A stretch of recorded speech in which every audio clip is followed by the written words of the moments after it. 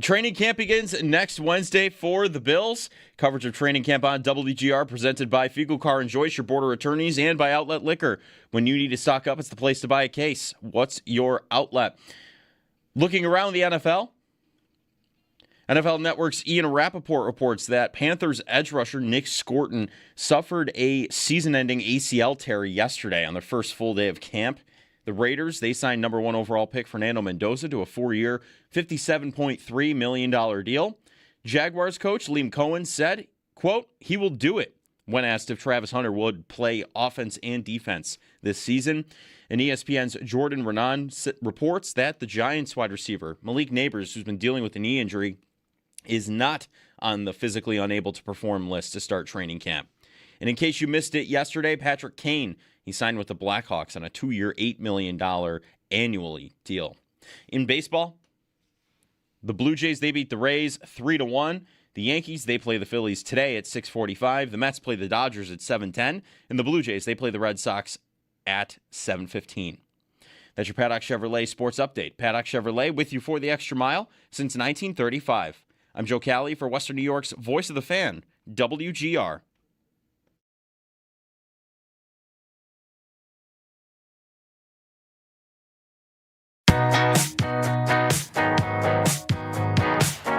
It's Jeremy White and Joe DiBiase. Happy Friday, everyone. You see the soft serve chocolate ice cream cone and a toilet one that they have? I have not I'll have seen to show you that one. Cannot Sorry, be real. what? No, it's real. That It's real. absolutely cannot be real. I saw it. You sure about that? I've been fooled Fake. by the internet. No, get got. That's right. Reset the counter. Man, I'm usually good at not Everybody- The Mariners do not have a big dumper Sunday, which is what it is. Dumper Sunday. What are you doing? Reading books? On WGR.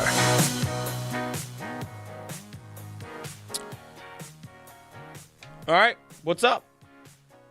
It's a Friday. We're heading into the weekend, and we are getting towards training camp, all that good stuff. Football on the way. Still a little bit of a chill in the air, and we are one day closer to seeing the Odyssey, which is the important things, of course, because if you have not seen that yet and you have it on the docket, then that is going to take up a lot of your brain space right now. I've got 2 more friends that told me yesterday, like, you seen it yet? You haven't seen it yet? How have you not seen it yet? I've gotten a little bit of that too. Like, wait, you're not seeing it till Wednesday? Right. How are you going to live the rest of your life without seeing it until Wednesday? Uh-huh. So there's a little bit of that going on for me too. Although my brother said I told him I have not seen it yet. I'm not seeing it till Wednesday, but I'm seeing it on the 70-millimeter screen. He said one of his friends did that, and the quote he got was life-changing. The images I keep seeing of like being in the I keep seeing pictures from in the movie theater, and you can see all the people sitting, and then the screen, and it doesn't look real to me. Yeah. It looks like it's a Right. fake or like it's AI. It could be. I don't even know, but it looks psychotic how big the screen is and how like it just looks unlike anything else I've ever seen. Right. So I'm very excited that we're going to do it in the big fancy. Yeah, and it's also insane, by the way, that of the 40 in the world, there's just one of these 70-millimeter screens in Rochester. Yeah, I was telling my friends thank about goodness. that last well, night. we were going to Mississauga if there wasn't one in Rochester. Yes. We were hunting down one of these screens. We were. Mississauga is very doable. It's like 20 minutes further than Rochester. Yeah, it's fine. Not bad at all. No, not at all. Not bad. Played a lot of hockey in Mississauga. We also have are we golfing tonight? Not Yeah, really. Kind of. We're We putting. are. We're putting. The Duster Challenge is tonight. I'm very excited about that. Is that a scramble for us? Or are we, No. are we on our own? No. No, there's a All on cut. your own. Oh, there's a cut? There's a cut. I'm cut. I'm telling you now, I'm You're gonna have cut. to find out about that. Yeah. It's a fun event. Brian Koziel and the guys at Tee to Green have it every year benefiting the PGA Hope, and tonight that'll be at Glen Oak Golf Club at 6 p.m. I believe they are full. I saw Brian tweet out like a day or two ago, but the list is out now, so I'm assuming they're full. Yeah, I think we were late subs in to be to fill out the group. Yeah, but you could still donate. You could still register, or you could still go to the website. You can find it on Brian's Twitter, at Brian Koziel, or at Brian WGR on Twitter, if you want to find it there. And This is a really cool event. I played in it for a couple of years in a row. Have not been able to because this member guest that I played in recently has for, I think, 3 years in a row landed on the same weekend. Right. And this year that has not happened. So I'll be in it, and it's really cool. It's have you guys played in it before? I did it last year with Okay. my old man. I've not. I wanted to last year, and I forgot to talk to Brian about it this year, and we lucked into it. So this is my first time. Yeah. It is, I don't know. You're not worried about your swing. You don't got to hit the range first, right? Like, Yeah. you're just putting, but it still is competitive. And Right. it's not going to take 4 hours. It's going to take, I forget how long your round really takes. Probably half an hour, Half maybe, an hour, yeah. if that. That's probably Are you about just right. putting the entire course, like the greens? Is No, that how it it's- works? No. Sorry, It's- we're yeah. plugging it. We're going through it, but Yeah. It is like the big practice green they have there, and they have different like holes set up Oh. on that practice green. And it's a massive practice green. Yeah, So it's a there's- big, long practice grade, and they'll have different, Yeah. like there's some sort of tiers that you'll have to putt down. There's some longer putts, some shorter ones. Yeah, it's a really good, they do a great job. Brian does an amazing job. It's a really cool event. We're Yeah. very excited to go. I loved it last year. I made the cut last year, so I got to keep my streak Nice. alive. Yeah, Did there you you go. like me the one year I made the cut? I just got then destroyed by a 14-year-old. That's exactly what happened to Yep, me. Is okay, I got yep. dusted over by this kid. Yep. That was like 12. And I like by like the 6th hole, I was like, dude, I don't know what we're doing here anymore, but like just you roll on, my friend. Yeah. Like, I'm just gonna try and get out of your way here. It was like I had so much confidence too because it was the last hole. Me and Nate Geary were in it that year, and we were in the very last pairing in the last time. And I knew what I needed to make the cut. I needed to make, it was like probably like a 7-8 footer to make the cut, and it just lipped in. And there were a bunch of people around me watching it because I was the only person left on the course. So there was pressure in that.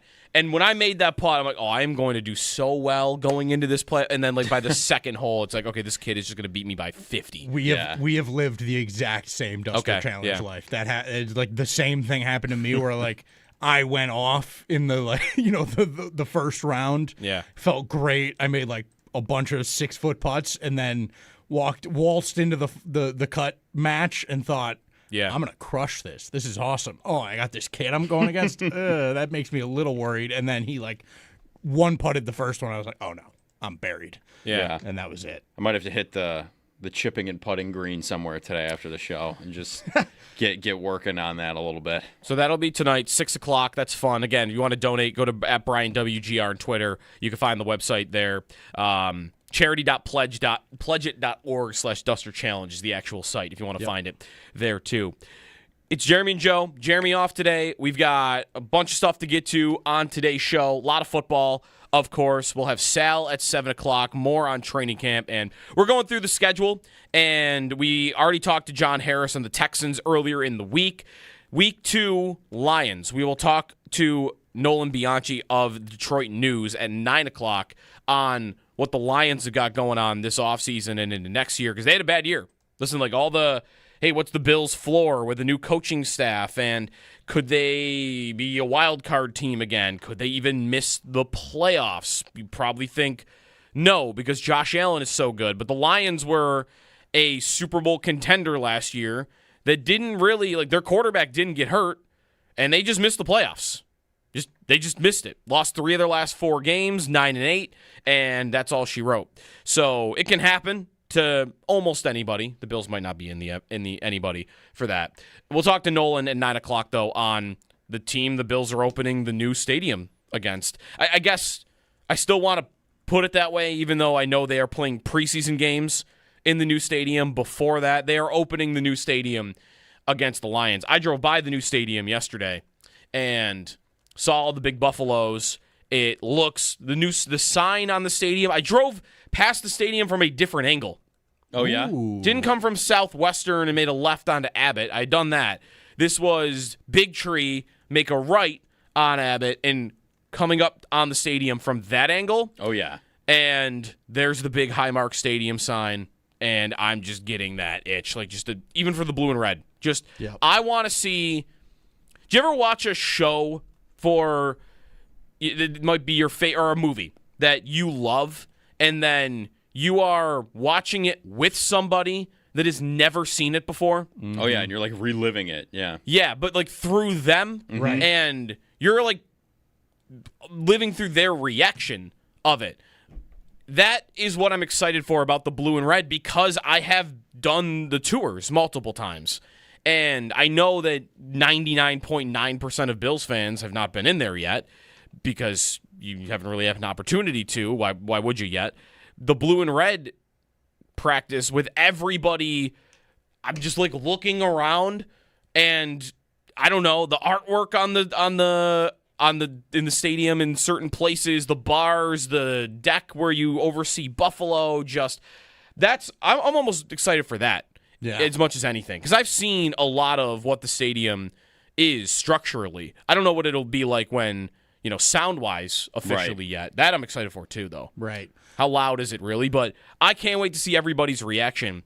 And the other thing I thought about, because I passed the big Buffalo statues, which that's Family Circle, right? Yep. Mm-hmm. Is it also Legends Park, or the Legends just a part of Family Circle? I think the Legends might be a part of Family Circle, if I'm not mistaken. But I'm not. They might call the outer rim, if you will, Legends Park, and then the inner like Bison's the Family Circle. But they're a part of that.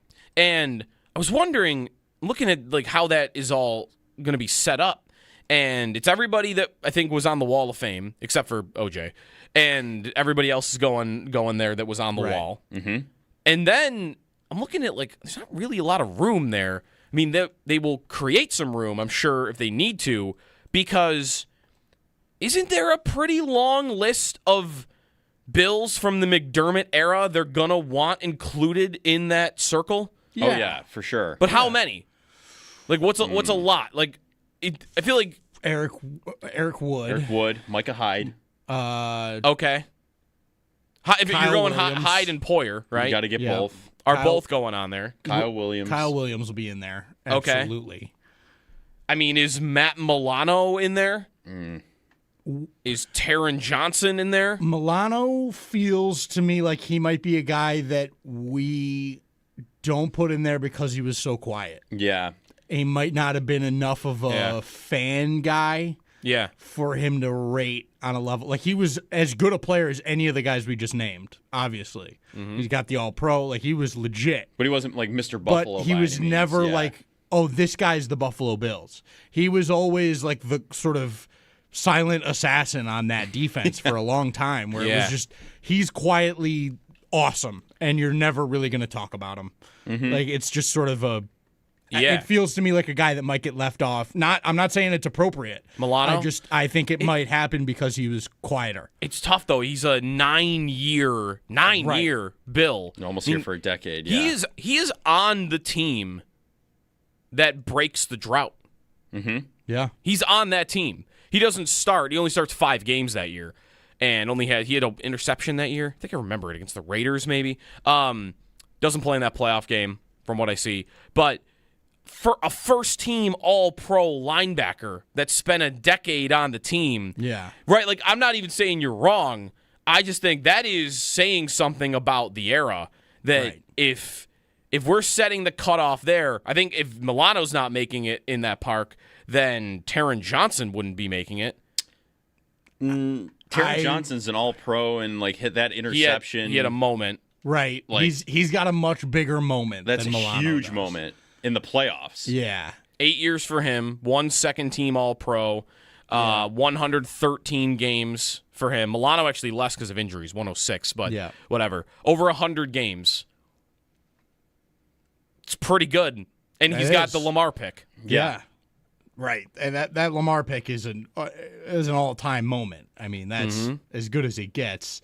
And, yeah, I mean, it's it's tough. There's a lot of names. They're going to have to be selective. That you're going to like want to lean to and go like, well, this guy was awesome and we loved this guy. And like Mitch Morse is is he on it? He's not. I mean, if I'm not putting Matt Milano on it, I'm not putting Mitch Morse. Right? No. I don't think it makes sense. As good as all those players are, you got to draw the line somewhere. How many names are we going to name here? Is it going to be 12 guys? Are we doubling the the total in there for one era. Like Yeah. that doesn't seem right necessarily.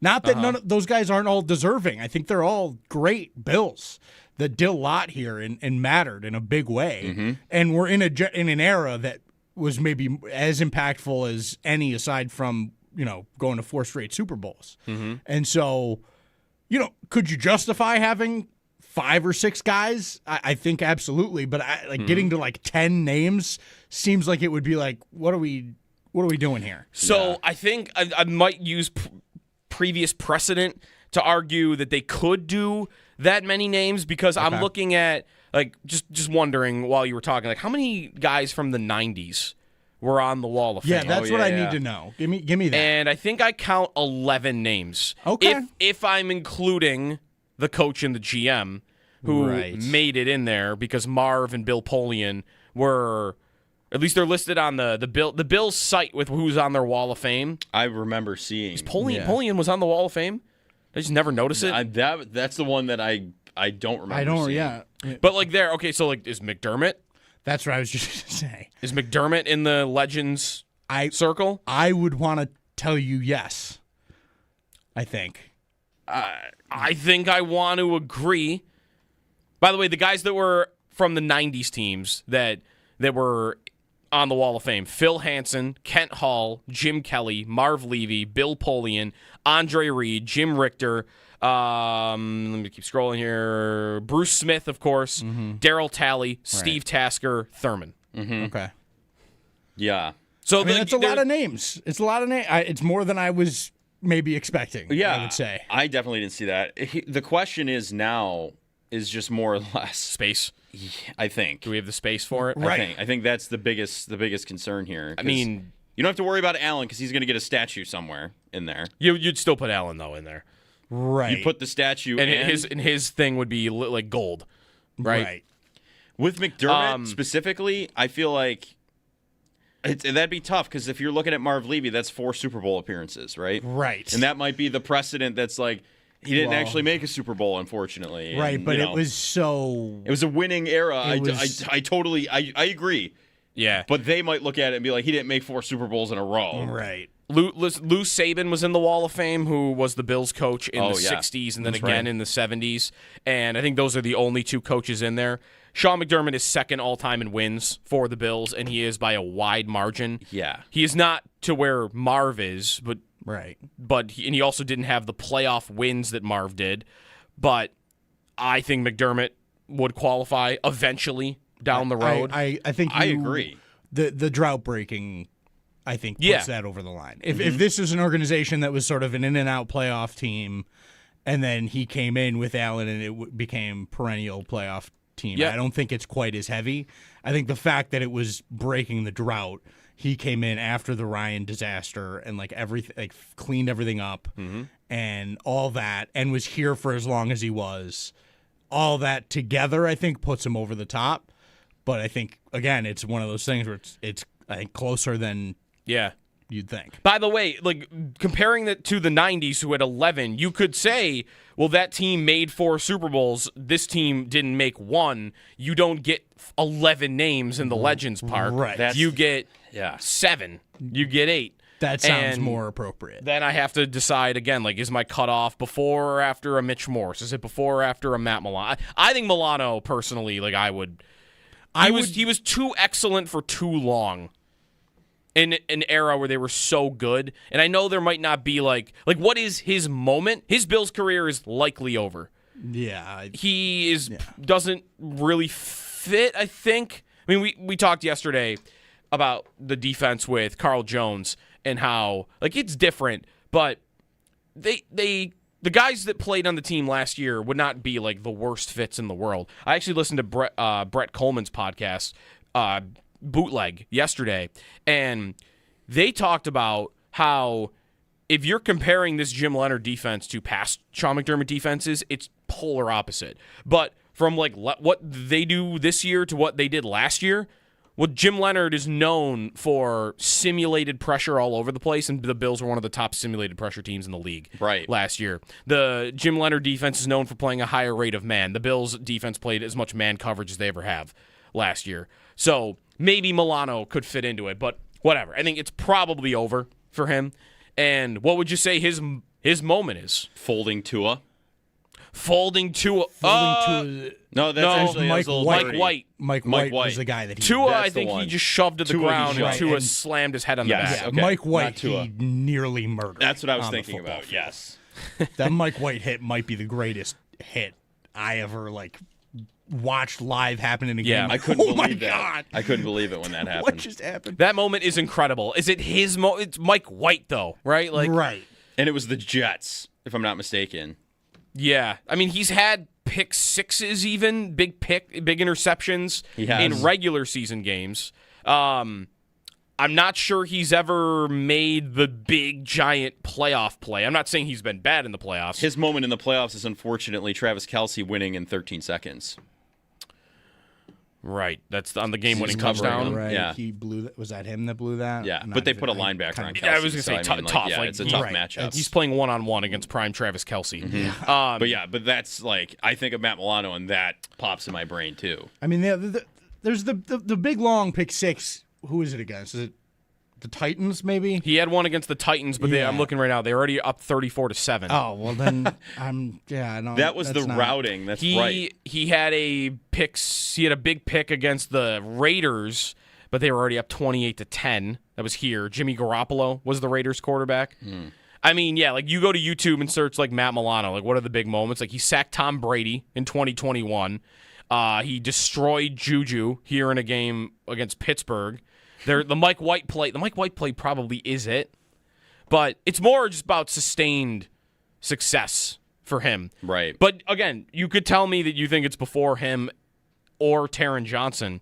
What about Diggs? I mean, yes. Yes. Has to. Has to. That's my attitude. Has to. The organization Doesn't have to be totally now. changed when he came to this team. Yeah. It could be 10 years from now, but 15 years from now. But eventually, he goes in Yes. Yeah. And he helped launch Josh Allen on the trajectory he's on. and was the best player at his position over Yes. a 4-year period, which Yeah. you don't get a lot of. No. All right, That's so awesome. that's 7 names, right? Yeah. Any drought names to squeeze in there? Like Mario Williams. He brought some No. juice, right? Loved him, but no. 2 The years. prerequisites for a drought guy, they'll never match Fitz? up. no. No, right? Not enough. Love I Fitz, think but that- no. I think they Yeah. would, though.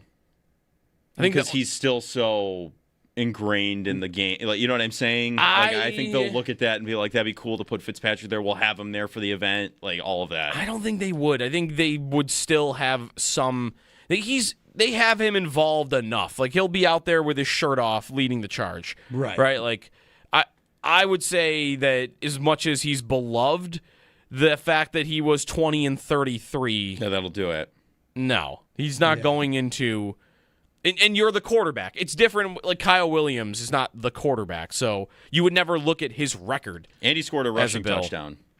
Kyle Williams, he did. He also caught a pass from Josh Allen did. on his last play, I believe. So, yeah, he's in.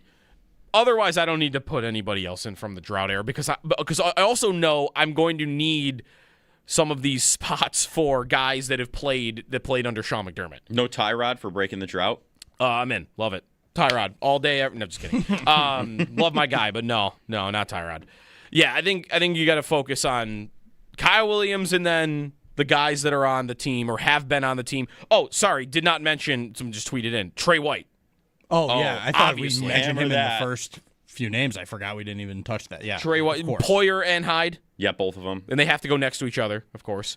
And then Trey White, those are automatics to me. And then you can get into Milano and Johnson if you want, but be interested to see what they do on that because there's a lot of guys, and that structure I have not really seen yet. I know it will be there, but you can't really see it from the road. And in the tours we've done, we haven't it hasn't been done there since I was there at least. So I'll be very interested to see what that looks like. Probably, the next time I'm probably there will be blue and red like everybody else. Right. 803-0550 is the phone number. You got a thought on this?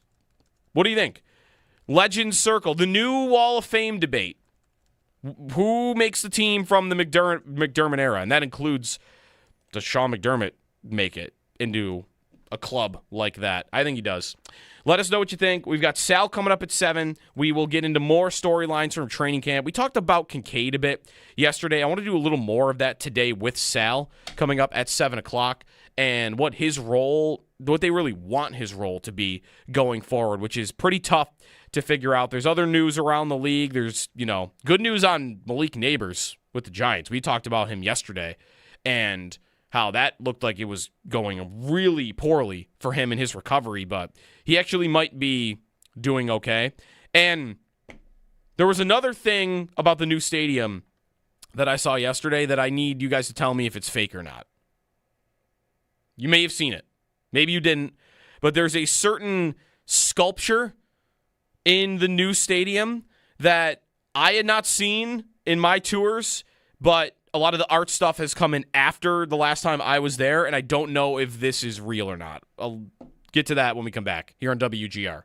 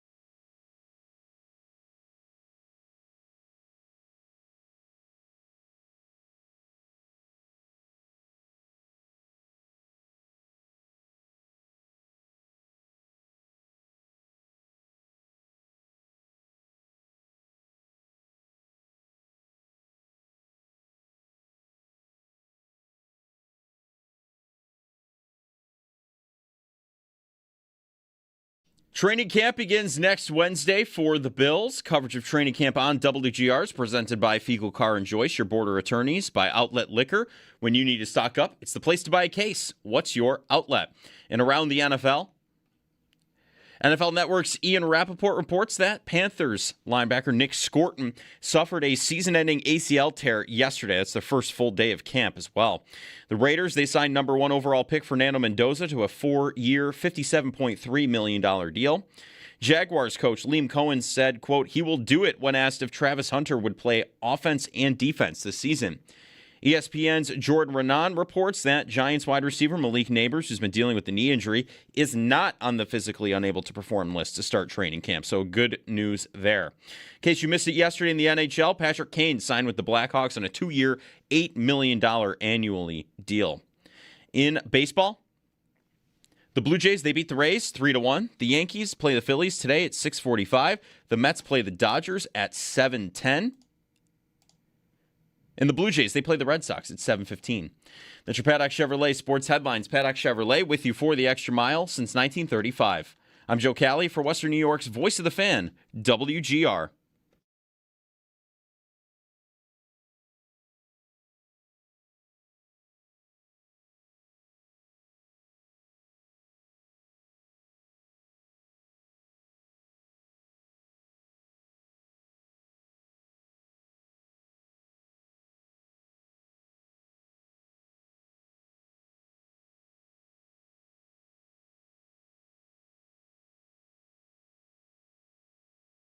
You know, we're 10 days out, and I'm just excited to get back out there, get the guys together, and I think we're only in Rochester for like 10 days, but then, going through camp, preseason, the whole, staying as healthy as I can and getting as many sacks as I possibly can. All right, that sounds good. Michael Hoyt. The one-game wonder at the moment, which we would be hoping becomes more than that, but last year it was just the Chiefs game, right? Panthers too. And the Chiefs game was the one that people will, take note of. He got hurt in that game. He sacked Mahomes in that game. I think on a third down too, like maybe an important third down. Yeah, I think that sounds correct to me. I think he made a good play to make something happen, and yeah, he was getting after it. He was exciting when he was healthy for them for those couple weeks. He's like this mythical figure now. It really is. And then he tweets out at 4:30 the next morning after getting injured, "Until death, all defeat is psychological. I'll be back." Just this psycho in the best possible way. He also wears 55, and it's very close to the Hesh jersey. Yes. Sabres pass. So we'll see. Health-wise, Hoyt is one of the big questions of training camp and what he'll be able to do, how close he is to being able to return. Will he be able to return right away at the beginning of the season, or does he have to sit out a couple of games? We'll see on Hoyt. Camp is less than 10 days away, obviously, now. We're less than a week away from them reporting, and also they'll be practicing on Wednesday, 5 days from now, at St. John Fisher. And then they'll be at the stadium a couple of days after that, 10 days after that. And family circle, that's pretty much completed now. You got all the legends' names around the Buffalo statues, which are installed. You can go, I believe, just hang out around there. My brother and a friend had the other day, there's like, let's go see the Buffalo statues. It was like 8 o'clock at night, and they were lit up, and no one else was there. And you could just sit there and look at them, basically. That's a pretty cool moment. Yeah. So they look awesome lit up, by the way. Yeah, at night they're do very look really cool. good. Very cool. So I love how they landed on that. I feel like those statues plus the artwork that they've incorporated into the new stadium makes it look very nice. And I saw a lot of the pieces of art in pictures from Catherine Fitzgerald a couple of weeks ago when they did the stadium unveiling tour. And there was one I had not seen myself or from Catherine on those pictures, that a video popped up on social media showing yesterday. And I guess, was this sourced from somewhere else, or is just this from NFL memes on Twitter?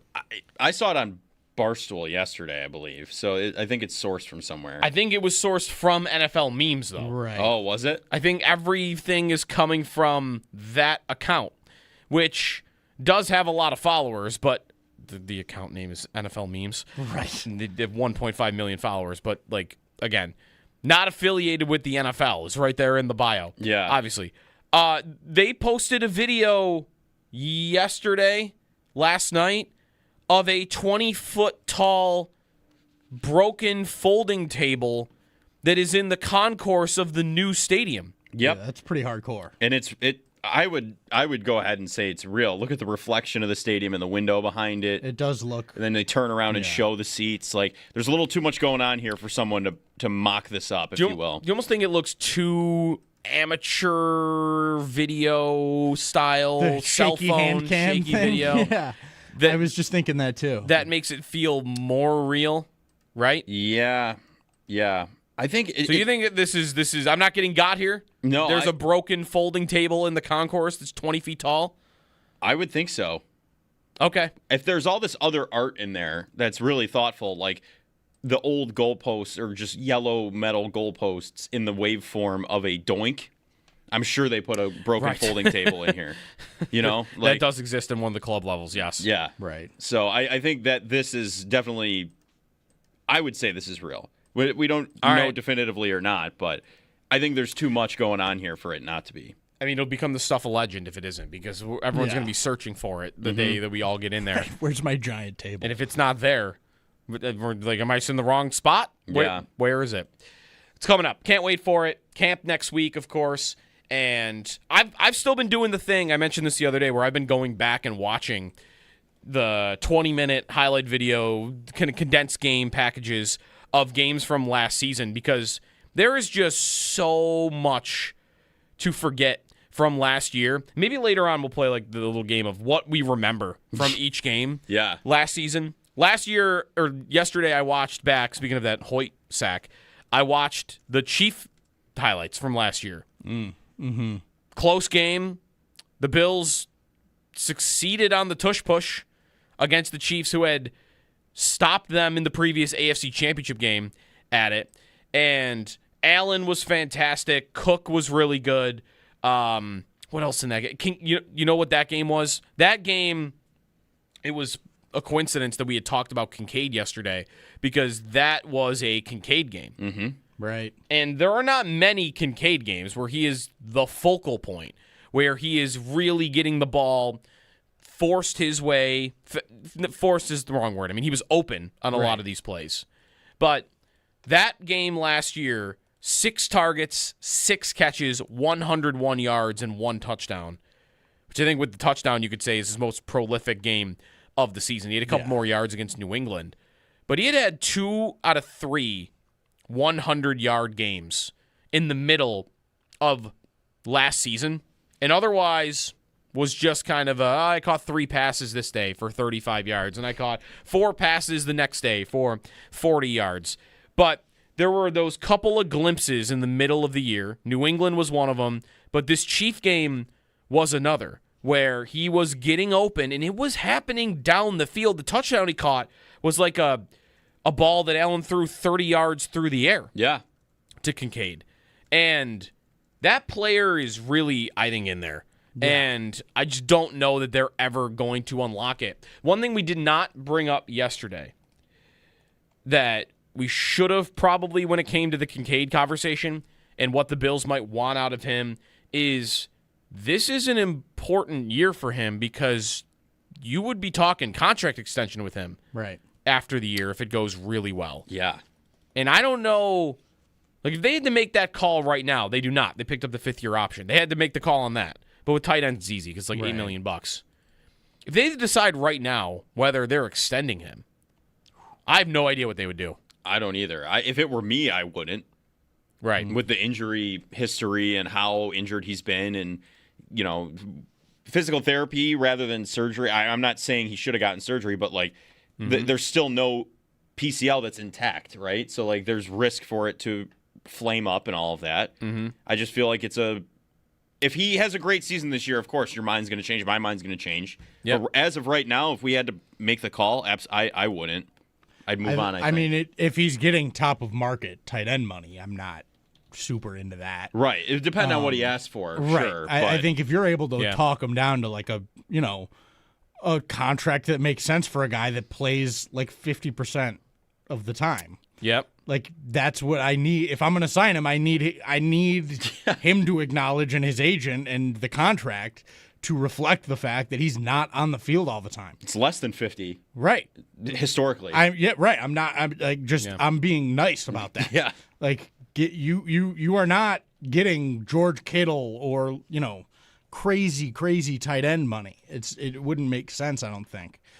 Not with the room. Like they've got that room is so they just spread that load out to those guys so well that it wouldn't. I would be surprised that if they had to make that call right now that they would be willing to pay him top of market money for that position because I think they've been so happy with an everybody eats situation in that room. Yeah, because even Jackson Hawes was getting big throws last year. Yeah, he scored some touchdowns. He did. Last year, Dalton Kincaid played. You'll see on his page if you go up, like, how many snaps did he play? 43%. That's how many he played in the games he was active for. Right. If you go on just the Bills season, what percentage of the snaps for the entire Bills offense all year long was Kincaid on the field? 26%.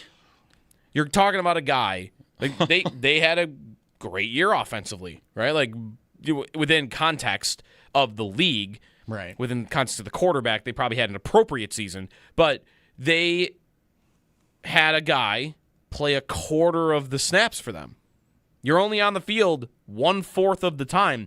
He was on the field offensively less last season than Ryan Vandemark and Ty Johnson. Oh, man.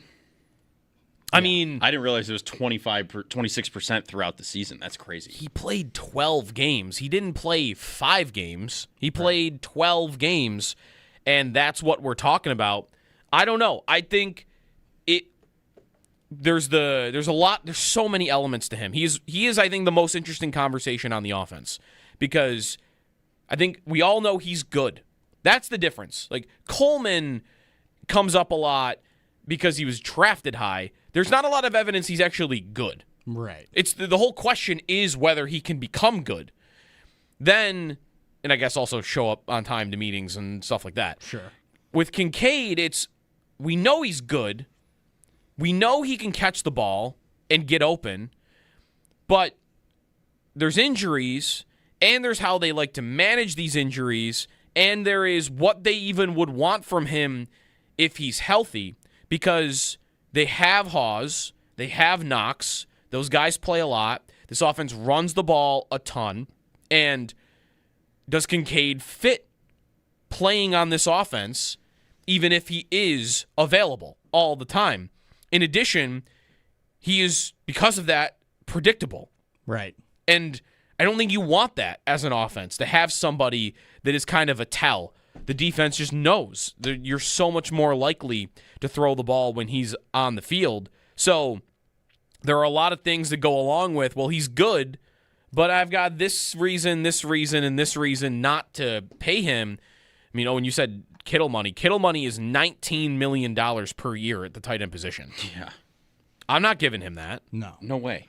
I think Kyle Pitts is third at 17 even. Like, that's a lot. It's per year. I think it's a big decision. I think we've also got to leave a little room for the possibility that he does get healthy this year. And, like, was that PCL really just – obviously it was hampering him all last season. If he's able to just – if the rehab he did in the offseason instead of surgery worked, and he's able to play as much as he feels he needs to play or as much as the Bills want him to play, then I'm curious what that looks like. And I know that could be a very different operation than we've seen. Because like you said, we know he's good. But how much do they want to get him out there, and how much less predictable does he become if he's out there more because he's healthy enough to be out there more? He can actually plant and block and all that, right? Like, there's other angles to it now. I don't know. I'm leaving a ton of room. I'm rooting for him to be better this season because I think that adds such another dimension to this Bills offense that's already good with the quarterback they have, already good with the running back they have. And in the passing game, you added DJ Moore, you add Kincaid in there too, healthy.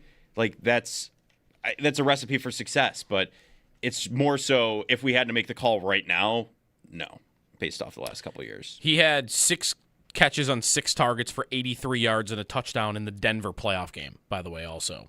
And including the touchdown he scored was big. They were down 7, 13 minutes to go in the fourth quarter.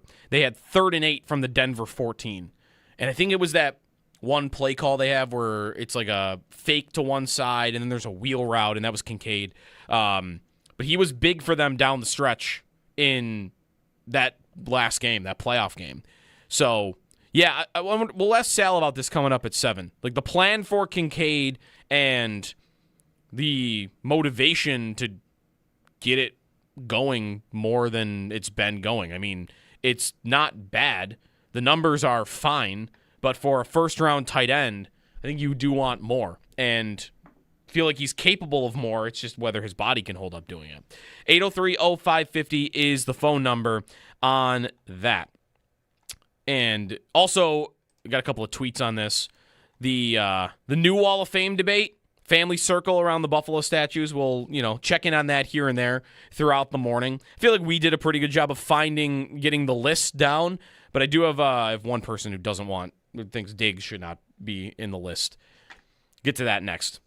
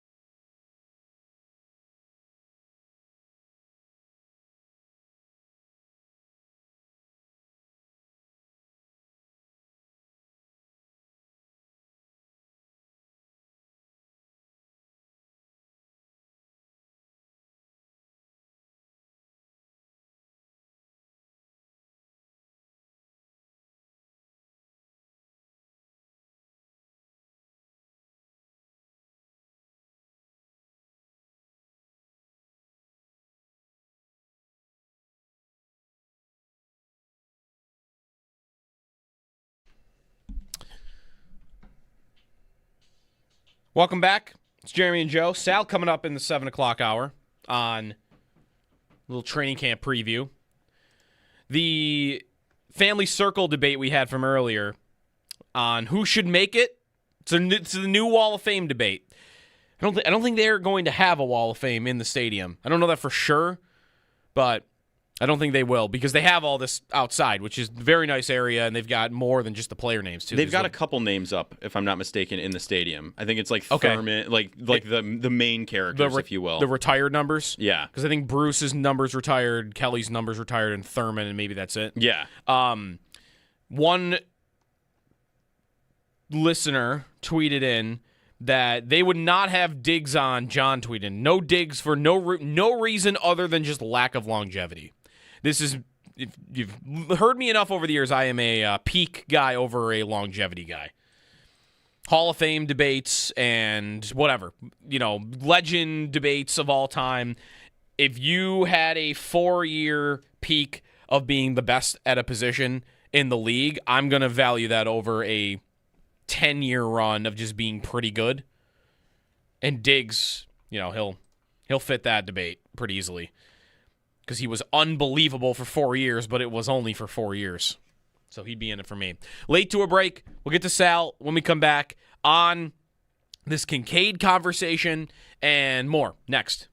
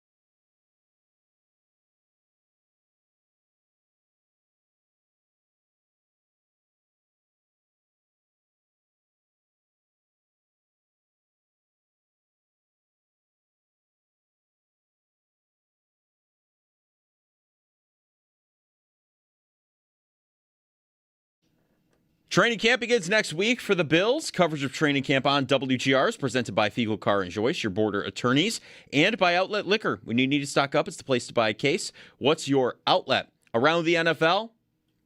NFL Network's Ian Rappaport reports that Panthers edge rusher Nick Scorton suffered a season-ending ACL tear yesterday. That was their first full day of camp as well. The Raiders, they signed number 1 overall pick Fernando Mendoza to a 4-year, $57.3 million deal. Jaguars coach Liam Cohen said he will do it when asked if Travis Hunter would play offense and defense this season. And ESPN's Jordan Renan reports that Giants wide receiver Malik Neighbors, who's been dealing with the knee injury, is not on the physically unable to perform list to start the camp. In case you missed it yesterday in the NHL, Patrick Kane signed with the Blackhawks. 2 years, $8 million per year. In baseball, the Blue Jays, they beat the Rays 3-1. Today, the Yankees play the Phillies at 6:45. The Mets play the Dodgers at 7:10. And the Blue Jays, they play the Red Sox at 7:15. That's your Paddock Chevrolet Sports Update. Paddock Chevrolet with you for the extra mile since 1935. I'm Joe Cali for Western New York's Voice of the Fan, WGR.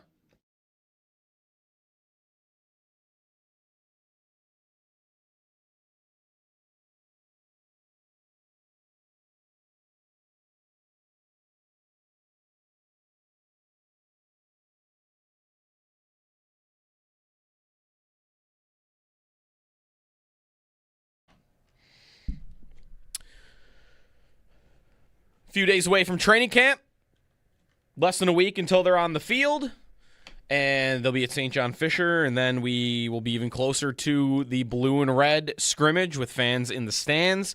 All exciting. Sal Capaccio now joining us now on the Westher Hotline. Saw the picture yesterday, Sal. You and Max were at the amusement park, which I was a little jealous of because I have not done an amusement park in probably 5 years, and I love roller coasters growing up. You know, I did too. I've realized as I've gotten older, it's a little tricky for me these days. I'll go on them. We went on a couple yesterday, but it's not, the thrill rides hit me a little different these days than they did when I was younger. We still did that. Did you see the post pictures after and what happened? I saw the go-kart ones. Yeah. Oh, no, we had a haul in the boardwalk. We were winning like these huge stuffed things. Like, look at it. Right, this huge duck and banana and like I don't know. Usually I get skunked in the boardwalk. Maybe come away with a little tiny stuffed animal and say, "Okay, Dad did his job. I paid $30 and wound up with this little thing that could have cost me, $2." But it was fun. And then you're walking around, everybody's like, "Oh my God, like where'd you get all this stuff?" And yeah, we won. I won, and Max actually won the first one. He had to throw the wiffle ball off the board into the bucket, and there was a little trick to it. And then like one of the last throws, he did it. And then I took the big heavy bean bag and I knocked all the blocks off the thing. Right. Okay. Yeah. It was a fun day. And then water park. You know, the coolest part is, you know, and I'm sure a lot of people can relate, was I had said to him a couple weeks ago, you know, Darien Lake's awesome. You know, you haven't been there in a while. Maybe if you want to go with your friends, let me know. He said, yeah, let's go. He goes, I want to go with you. I said, all right. Like when we, grab a couple buddies. He's like, no, let's just go, me and you for the day. I'm like, all right, let's go. So that was cool. We got to spend the whole day together. You know what I mean? Yeah, the stuffed animals you guys won are like 10 feet tall if you were to stack them all on top of each other. I mean, amazing. Wait, so what were the games you won? Was this the because I always am tempted by the basket hoop challenge, which of course is got to be rigged because that rim is not big enough. There's the milk bottle toss, right? Are we still doing that? The water gun game? What are we doing? Well, we lost that. We tried that one. We tried the milk bottle toss like twice, and I'm like, all right, this is not working. And I thought after our luck on the other ones, that was like one of the only ones we didn't win at. That's tough. Those rings, the rings? Yeah, bing, the rings go everywhere, and then you don't wind up winning. Wiffle ball off a backboard. Like it's got to hit this wooden backboard and then bounce down into the bucket. But it's angled in a certain way where it's tough. Okay. But if you hit a certain spot, you can do it, and he did it. Then the beanbag, you got to throw it. It knocks the 3 blocks off, and you got to knock them all down. You've seen them with like milk jugs and things like that, right? Yeah. Knock it all down. And I always tell them, like, the key is not to throw it very hard. It's accuracy. It's like throwing a dart and hitting the right spot, and I happen to do that. Joe, and for the first time maybe ever at a fair, carnival, whatever, I did get one in the bucket on the basketball shoot. Oh, I've never seen it done. I've never seen it done before. First time ever. Now, I will tell you, I shout out to the girl working back there. We were like the only ones. It was early in the day. It's a Thursday, and she just said, "Yeah, just take a few more." And she gave us a few more shots, and then drained one. Oh, this was on the bonus shot that you got it. Bonus shots, yep, bonus shots. All right. Well, Sal, we are a couple days away from camp. Before we get into that, we were talking about the stadium a little bit in the first hour, and we don't have a wall of fame anymore in the stadium per se, like what we had at the old Highmark Stadium, but family circle, legends, stones all around the Buffalo statues. How many when it first comes to your mind, the Sean McDermott era, a lot of the guys that are gone now, probably for good, but we'll see. Trey White, Matt Milano, these guys aren't on teams yet. How many guys from the McDermott era do you think are going to go into that thing someday? I mean, that's a tough question. And to be honest with you, this might be predicated upon how this era ends with Joe Brady or anybody else over the next couple of years, not just this year. For example, what I mean is if they happen to win a Super Bowl 2-3 years from now, I think this conversation changes because you're probably looking at those guys differently who never won, like a Micah Hyde, never won a Super Bowl. But like I think Micah Hyde could very well be a guy on that who goes in there, right? For example. I mean, but that's an interesting spin. I had not thought of that, but that's right. Like they are, and maybe that wouldn't happen for all of them. Like maybe Hyde would be someone who would just be in that park no matter what. But that a guy that's on the edge right now, they were a part of one of the most successful teams in Bills history. You're right. Like if they win a Super Bowl or two, then suddenly that bar is different, I think, for everybody. I think so. I think Milano's an interesting case. I think he represents a lot of what you kind of want on a wall like that, for example, which is the guy played 9 years all in a Buffalo Bills uniform. He was all-pro 1 year, only one. He was a guy that, really was a part of this team's success for a long time. And I think when you look at some of the other names up there, I'd have to compare him, Joe, to some of the names, but I feel like he was a Bill longer and maybe more successful on some teams longer, and I think that he would probably deserve it. Right. But also, if you look at it and say, well, they never won a Super Bowl, it's harder to put more guys on there, I think. Right. Taron Johnson would be on that list too, a guy like that. And then, there's Diggs, there's Poyer, there's Trey White. I mean, there's McDermott, too, right? Like, there's two coaches, I think, in there right now. I think it's Marv and it's Lou Saban. And, does someday McDermott get an accolade like that? I mean, he is second all-time in wins. He almost got to 100. He didn't quite get to 100 wins, but, I mean, that's quite the standard even there, is how many wins he had over that amount of time. I think that he would be a little bit later if that was to happen. You know what I mean? Like he's still coaching. He's going to coach next year, I would think. And so, and those kinds of things probably, you wait on a coach like that. He's still pretty young. Players retire. They're done. After a few years go by, you start to think about them. If he's with another organization and coaching, you probably don't think about that for a while. Right. That was different about Marv, obviously, right? Because once he retired for the Bills, like that was it. He was done in the 90s. That's right. Sal Capaccio on the Western Hotline. By the way, how much does it hit you seeing the old stadium coming down, the videos and the pictures, if you've even driven by it or been there, like the twisted metal everywhere. There's only half the stands up right now. Like it is, I know it's hitting a lot of people, in the fields, seeing it come down, even though we knew it was going to happen. I mean, I look at the pictures, the videos. I have driven by it at times, maybe not for about, I think I was there the other day to pick up some credentials actually for camp, and I didn't kind of stop and watch it, but you could see as you drive up Abbott Road how different it is. I mean, the feels, Joe, for me, I think were when everything was happening early on and then when they started to do this. At this point, you kind of know what it is. In my eyes, to be honest, go right to the new stadium more than anything when I start driving down. Like, oh my God, look at that thing. It's sad to see that, but I think at this point it's also totally understandable. You know what's happening, why it's happening, and it's just kind of part of the process and part of life at this point. So I think I'm over that part of it emotionally, other than saying, man, look at that. That's kind of crazy. And then maybe thinking about what it looked like before that. Yeah. but I'm not at a point where I think this happened at the end of the season last year. At the end of the season, The finale. driving in for the last game, if you thought it would be the last game, might be the last game, and shedding a tear and be like, oh my God, this is it. Mm-hmm. And then the game on the field and afterwards, the Goo Goo Dolls and all that and the highlights, like that's when all that was happening for me. Right. Now it's more like, yeah, that all happened. This is sad to see, but life goes on. Right. The Goo Goo Dolls video. I'd forgotten about that. That was excellent. So You can watch that on YouTube, by the way, if you go and you can see the whole thing. Yeah. So the Bills veterans will report to camp on Tuesday. They will be on the field on Wednesday. Deion Dawkins, Sal, was named in the NFL's top 100, 59th overall. He said at the Fanatics Festival recently that there is a fine system for the team when you come in overweight for what your goal is. How common, from your standpoint, is that throughout the league? Because it feels like when I saw that, like, oh wow, that's something, but like maybe that happens everywhere.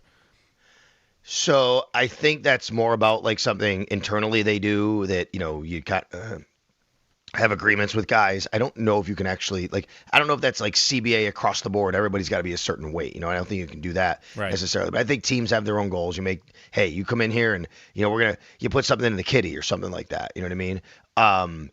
It's kind of like when Eric Wood would have the whole like whoever would gain the most weight over Thanksgiving for a couple days with the guys. You know what I mean? But Deion also said he's going to play as light as he's ever played, right? Right. And I think that's part of it for him. Like he's trying to do whatever he can to get to a certain goal. And he's probably internally motivating himself through whatever it is, whether that's, hey, there's fines, that we levy against each other. There's deals we make, make sure that we're, doing what we're supposed to be doing. So, yeah, I'm sure every single team, though, I will say this, every team has got somebody helping them, the coaching staff, the training staff, to tell them where they need to be when they report to camp. The coaching staff figures that out. The training staff helps them on what they need to do to get there. And yes, that's common across the league. But look what's happening here with the Bills. Because of the new defensive structure, you have several guys who are gaining or losing weight. We know Landon Jackson has gained a bunch of weight, 25 pounds, right? Yep. I mean, he's openly talked about that. We know Dwayne Carter has gained weight and gotten bigger. We know that Deion Walker has lost weight and said he wants to be lighter and play a little bit of a lighter weight in a long season. He was a rookie last year. And now we know Deion is also playing and wants to play at a lighter weight. He feels that that'll help him. I also wonder if I wonder if the team feels he'll help the team be able to be a little more mobile and agile and be able to do some things that they weren't, doing as much over the last few years.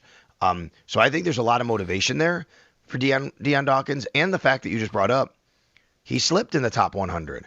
He was in the 50s. I think he was in the 40s last year, if I remember correctly. I got to go back and look. And I think Deion wants to have a better year than he had last year.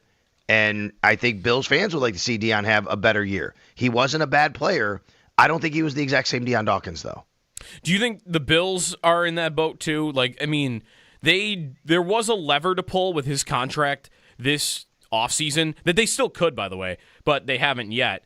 That would have cleared money for this year's cap, but it would have also committed yourself to him for longer. Because I don't know that it's likely at all that this would be like his last season with the Bills, Sal. But if he were to just be horrible for some reason, they can basically get out of it next year. Like, it kind of is a year-to-year thing the way it's currently set up. And again, I don't think it's probably that likely that he would have a year so poor that we're heading into next year thinking like, oh yeah, it's over. But again, they have that flexibility if the year goes the way they don't want it to. I'm just looking. Deion Dawkins, do you want to guess where he ranks in annual average value for left tackles for his contract right now? Ooh, in the league? Just left tackles. I'll say he's like just inside the top 10 would be my guess. He's 20th. Oh, wow. Wow. 6, 7, 8, 9, 20th. 10, 11, 12. No, I'm sorry. Let me see. Let me count real quick. 1, 2, 3, 4, 5, 6, 7, 8, 9, 10, 11, 12. I'm sorry, 13th. I don't know why. I think I was looking at a different number. He's 13th. I think the Bills are very comfortable with Deion Dawkins' contract. That's what I would say. I think the Bills, because of that, that's why they didn't do that. They're comfortable with the contract, and Joe, it does allow them flexibility. If you're comfortable with it and it allows you flexibility down the road, why do anything? if you do make a change and you pull that leverage, you say, sure, you could free some money up, but now you're probably dealing with something a little bit later you don't want to necessarily.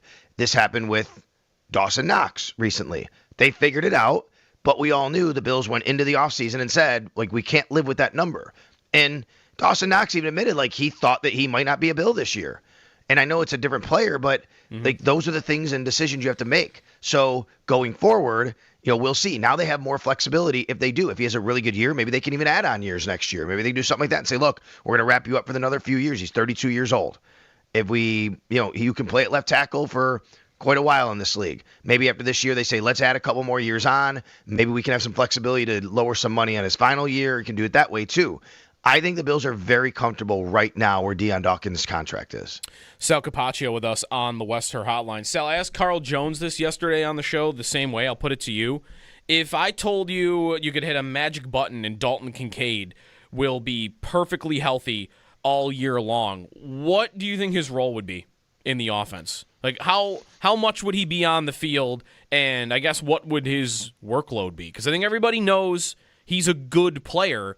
It's just more about what do they want from him, one, because they have other tight ends with skill sets he doesn't have, and two, it's always, I feel like, this song and dance of managing the injuries that he has dealt with that have, I think, prevented him from really breaking out yet.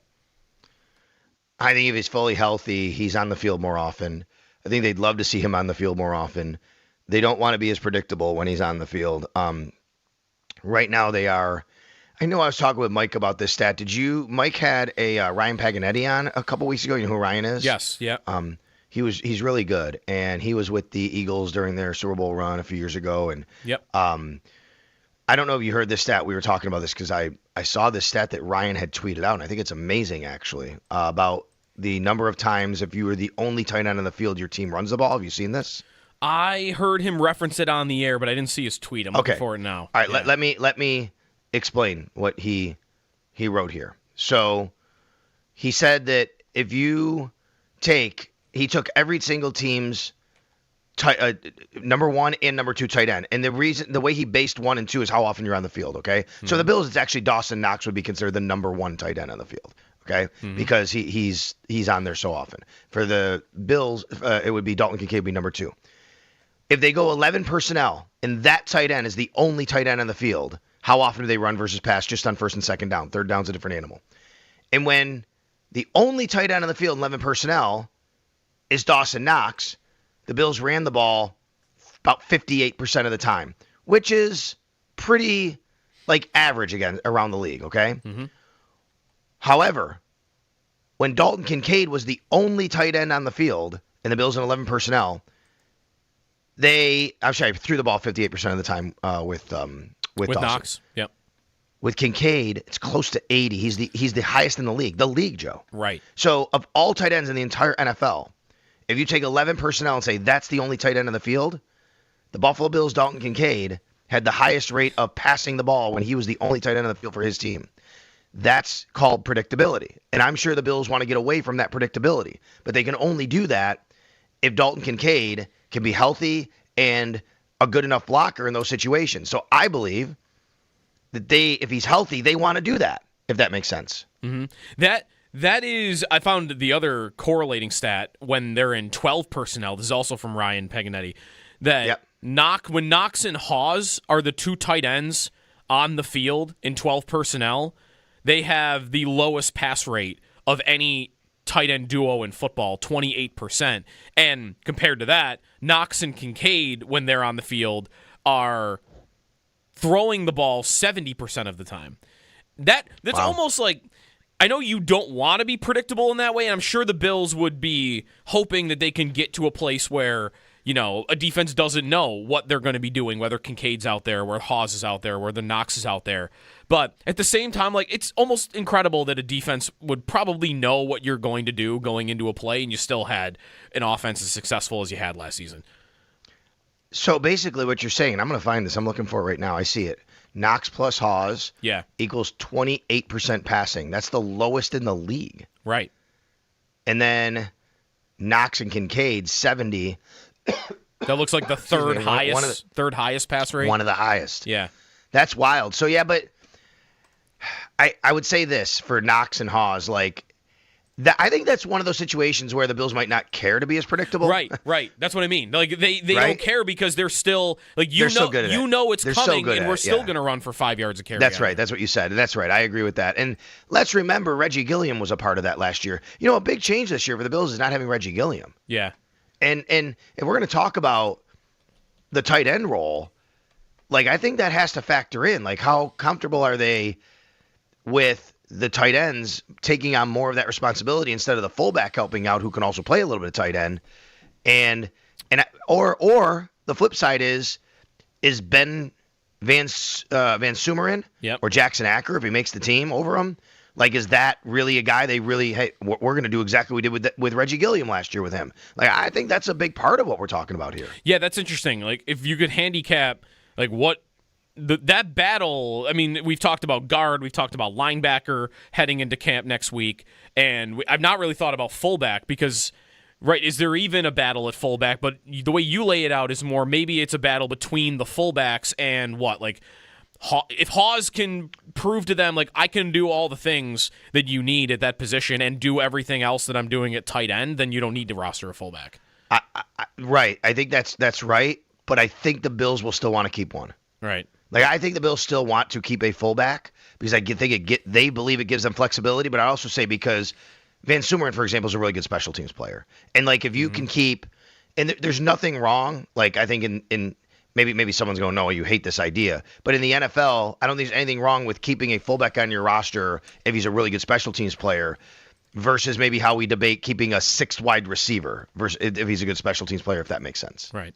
Sal with us. Sal, last thing for you, and we'll have plenty of time to get to all these guys at camp, but guys that it's a big year for, how big a year do you think it is for Terrell Bernard in a new defense? He's only into really like the beginning of his new contract, but the year he had last year, the injuries, and there were times where we thought Shaq Thompson should play even when they were healthy. Even then, maybe Bernard wasn't healthy. But how big a year do you think it is for him? Yeah, I think it's really big. I mean, there are people who believe, fans maybe, that, you know, he's not, that maybe he could even not be a main guy this year, not be a starter. I think that's very far from it. Like, I think he is the starter as long as he's healthy. He's got to stay healthy. But that's the biggest part of it for me. He's got to stay healthy. And last year he was dealing with injuries. You know, it was really interesting talking with Terrell during OTAs and minicamp, and he said, "Hey, look at it. I grew up in a culture of when you play through things and you try to play because you need to be there for your team." And he plays a tough position. And he said, "I had to learn maybe last year. I have to learn this going forward that sometimes you do that and you could hurt your own self and your body more, and you could hurt your team more." So, you know, I think that's really interesting insight from him to see how this goes for him. But yeah, I think it's a really big year for him. I think it's a big year for Max Hairston, considering they drafted IGB. Mm-hmm. You know, and I think Max Hairston is the starter. Would I be stunned if IGB takes over sometime this year? No, but I still think I'm a Max Hairston believer. I think Max Hairston brings a lot to the table. He's got to stay healthy again. And I really liked his OTA and his minicamp that he had. And I think the number one person this is the big year for, Joe, is Keon Coleman. Right. I mean, this is it. I mean, I don't think there's anybody on the roster you could point to say that I want to kind of compare it to Kyrie Elam in a way, right? And I know that he's been better than Kyer had been. Mm-hmm. But we all kind of knew that if you get to that fourth-year contract with 1 year left on your rookie deal and you're really not performing, like they're going to probably move on from you in some capacity. They can do that. They can get something from you. Otherwise, it's just playing it out or whatever. Like, that's next year. So after this year, he has 2 years left in his deal. If he shows that I can play in this league and you can rely on me, you still got a year on him. Now you got to start to think about what the future looks like. If that doesn't go well this year, he's got 1 year left on his deal. It's an easy to get out of. You can try and move him for something. I mean, I think that it's a monster year for him. Do you remember, was it the last year Elam was here? There was a training camp, wasn't there, where it hadn't been going well, and Elam was like a standout at camp, but it didn't really translate to the season? Maybe that was his last year with the Bills. I don't remember. I'm almost like I have that in my head when thinking about Coleman. Like I'm very much taking this approach. I don't know if you are too. Of if you're a new guy and you show up and you look amazing at camp like a Skylar Bell or DJ Moore, like I'm really wanting to take note of that. But if it's a Coleman or a guy who's let me down before, I think I want to hold firm on, like, I'll believe it when I see it in the games that matter.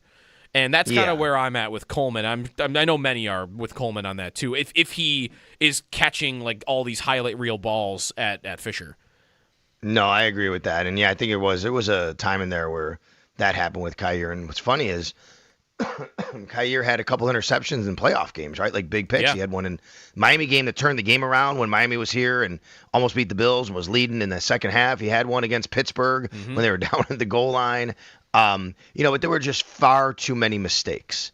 Yeah. And it wasn't his issues were different than Keon Coleman's issues, which has been reliability and doing everything you're supposed to do and be where you're supposed to be and that translating. He needs to show all of that, and if he does, I think you go back to a few months ago, Joe. Like I was on the fence, 50-50, if Keon Coleman would be on this roster. As every day went by, my thought was, okay, a little closer to him being on the roster. Once they got through the draft, you're like, okay, he's here. Well, now he's here, and they're relying on him, and now it's a big year for him. And I could absolutely see them seeing this out for the long term, whatever long term means, if he has a nice year this year. Right. I could also see him absolutely not on this roster next year if things do not go right. Really quick, you just sparked something in my mind about the Elam thing here, and I know we're late to break, but when they go to camp next week, we talked about the other day, me and Jeremy. Do you remember when Elam had the boxing gloves thing at training camp? I do. They put boxing gloves on him. We were talking about that in relation to Davison Igbinosun because he had a reputation for holding in college, and we were talking about if that were to present itself in camp, how would the Bills go about it? And I almost said that jokingly, and Jeremy was like, I think that probably embarrasses the guy. Like, I wonder if they would not do that again because maybe they didn't like how it went with Elam when they did it. I don't know if you have an opinion on that, but I just thought about that with IGB because that was one of the knocks, right, is that he took a lot of penalties and he was grabby at times. That is true. I mean, you don't have to make it boxing gloves. You know what you can put on them? Those sliding mitts the kids wear now. You ever see these things that are like monstrous? Sliding these baseball mitts. players. I don't think. Oh, come on, Joe. The baseball. Yes, yeah. Yeah, the sliding mitts. We're in first base too. Yes, baseball. You have not experienced the sliding mitts until you coach little league and a kid gets on first base and he has to hand you his batting gloves and put on the sliding mitt and it takes forever because he's got to wrap it around. We got to call timeout and tell him, oh my God, what are we doing here? And oh yeah, all the little league moms and dads know what I'm talking about right now. Okay, there are lots of memes and good videos on that. The sliding mitts. Oh my goodness. Anyway, you could do a slide. It looks like an oven mitt, folks. All right. You could put oven mitts. You could put sliding mitts. I don't know if it has to be boxing gloves, but I don't think, to me, they'll be there with IGB right away because let's remember those holding penalties were 2 years ago. He reduced them dramatically last year. So unless they start to happen again, I don't think that's something you do right away. But if they start to happen, then I think you have to have solutions. That's right. I'm glad you mentioned that. He did have a big drop last year compared to. He went from 12 to 4, I believe. Right. Thank you, Sal. We'll talk next week. You got it, buddy. Thanks. Sal Capaccio on the West Her hotline. Training camp on the way. Mike, if you stay on hold, we'll get to you right when we come back, but we're late to a break. Cornerbacks. By the way, talking about Elam there, I just learned he's a Chief. Did we know that? He's a Chief? That happened at the end of last year, right? Yeah. I thought he went to the Titans. He was with the Cowboys, then the Titans, and then he was just released, I believe. I have my two worst bets that I've made in the last 2 years. One was when Curtis Samuel signed with the Bills, and I bet him to lead the NFL in receiving yards. Whoa! I mean, it was it was like $10 to win like $1 million. Oh, okay. Okay, fair. Right. Not literally $1 million, but a lot. Yeah. And then the other terrible bet that looks horrible looking back now, but again, same thing. Like it was like to win a crazy amount. Right. Was last year I had bet Kyrie Elam to lead the NFL in interceptions. Whoa. Last season you did that? I just thought Dallas loves their corners being too aggressive. Trayvon Diggs. Yeah. I'm like, Elam's going to go there. He's going to start, and they're going to let him take all the chances. He's going to get beat over the top 10 times, and he's going to have 10 picks. Yikes! Wow. And then he got caught in October. Yeah, never even played. Really. Did he have one? He had 0. Yeah, perfect. The guy I bet to win or have the most interceptions at 0. Anyways, your calls when we come back. If you got a question or a comment or something you're thinking about going into training camp, let us know what you think. We'll talk with Nolan Bianchi coming up at 9 o'clock on the Lions, but so plenty of time for your phone calls until then. It's Jeremy and Joe here on WGR.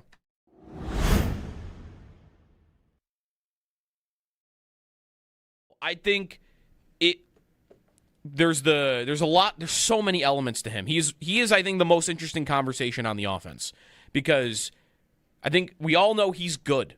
That's the difference. Like Coleman comes up a lot because he was drafted high. There's not a lot of evidence he's actually good. Right. It's the whole question is whether he can become good. Then, and I guess also show up on time to meetings and stuff like that. Sure. With Kincaid, we know he's good. We know he can catch the ball and get open, but there's injuries, and there's how they like to manage these injuries, and there is what they even would want from him if he's healthy, because they have Hawes, they have Knox, those guys play a lot, this offense runs the ball a ton, and does Kincaid fit playing on this offense even if he is available all the time? In addition, he is, because of that, predictable. Right. And I don't think you want that as an offense, to have somebody that is kind of a tell. The defense just knows that you're so much more likely to throw the ball when he's on the field. So there are a lot of things that go along with, well, he's good, but I've got this reason, and this reason not to pay him. I mean, when you said Kittle money is $19 million per year at the tight end position. Yeah. I'm not giving him that. No way. I think Kyle Pitts is third at 17 even. Like, that's a lot. It's per year. I think it's a big decision. I think we've also got to leave a little room for the possibility that he does get healthy this year. And, like, was that PCL really just – obviously it was hampering him all last season. If he's able to if the rehab he did in the offseason instead of surgery worked, and he's able to play as much as he feels he needs to play or as much as the Bills want him to play, then I'm curious what that looks like. And I know that could be a very different operation than we've seen. Because like you said, we know he's good. But how much do they want to get him out there, and how much less predictable does he become if he's out there more because he's healthy enough to be out there more? He can actually plant and block and all that, right? Like, there's other angles to it now. I don't know. I'm leaving a ton of room. I'm rooting for him to be better this season because I think that adds such another dimension to this Bills offense that's already good with the quarterback they have, already good with the running back they have. And in the passing game, you added DJ Moore, you add Kincaid in there too, healthy. Like, that's a recipe for success.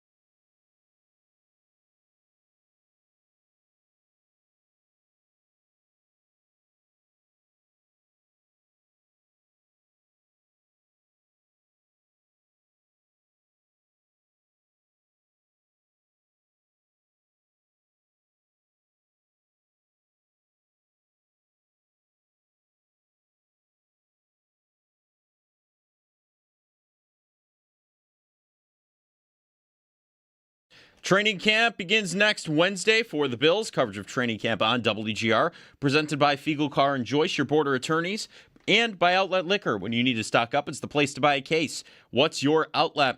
Looking around the NFL? NFL Network's Ian Rappaport reports that Panthers linebacker Nick Scorton suffered a season-ending ACL tear yesterday on the first full day of training camp. The Raiders, they signed number 1 overall pick Fernando Mendoza to a 4-year, $57.3 million deal. Jaguars coach Liam Cohen said, quote, he will do it when asked if Travis Hunter would play offense and defense this season.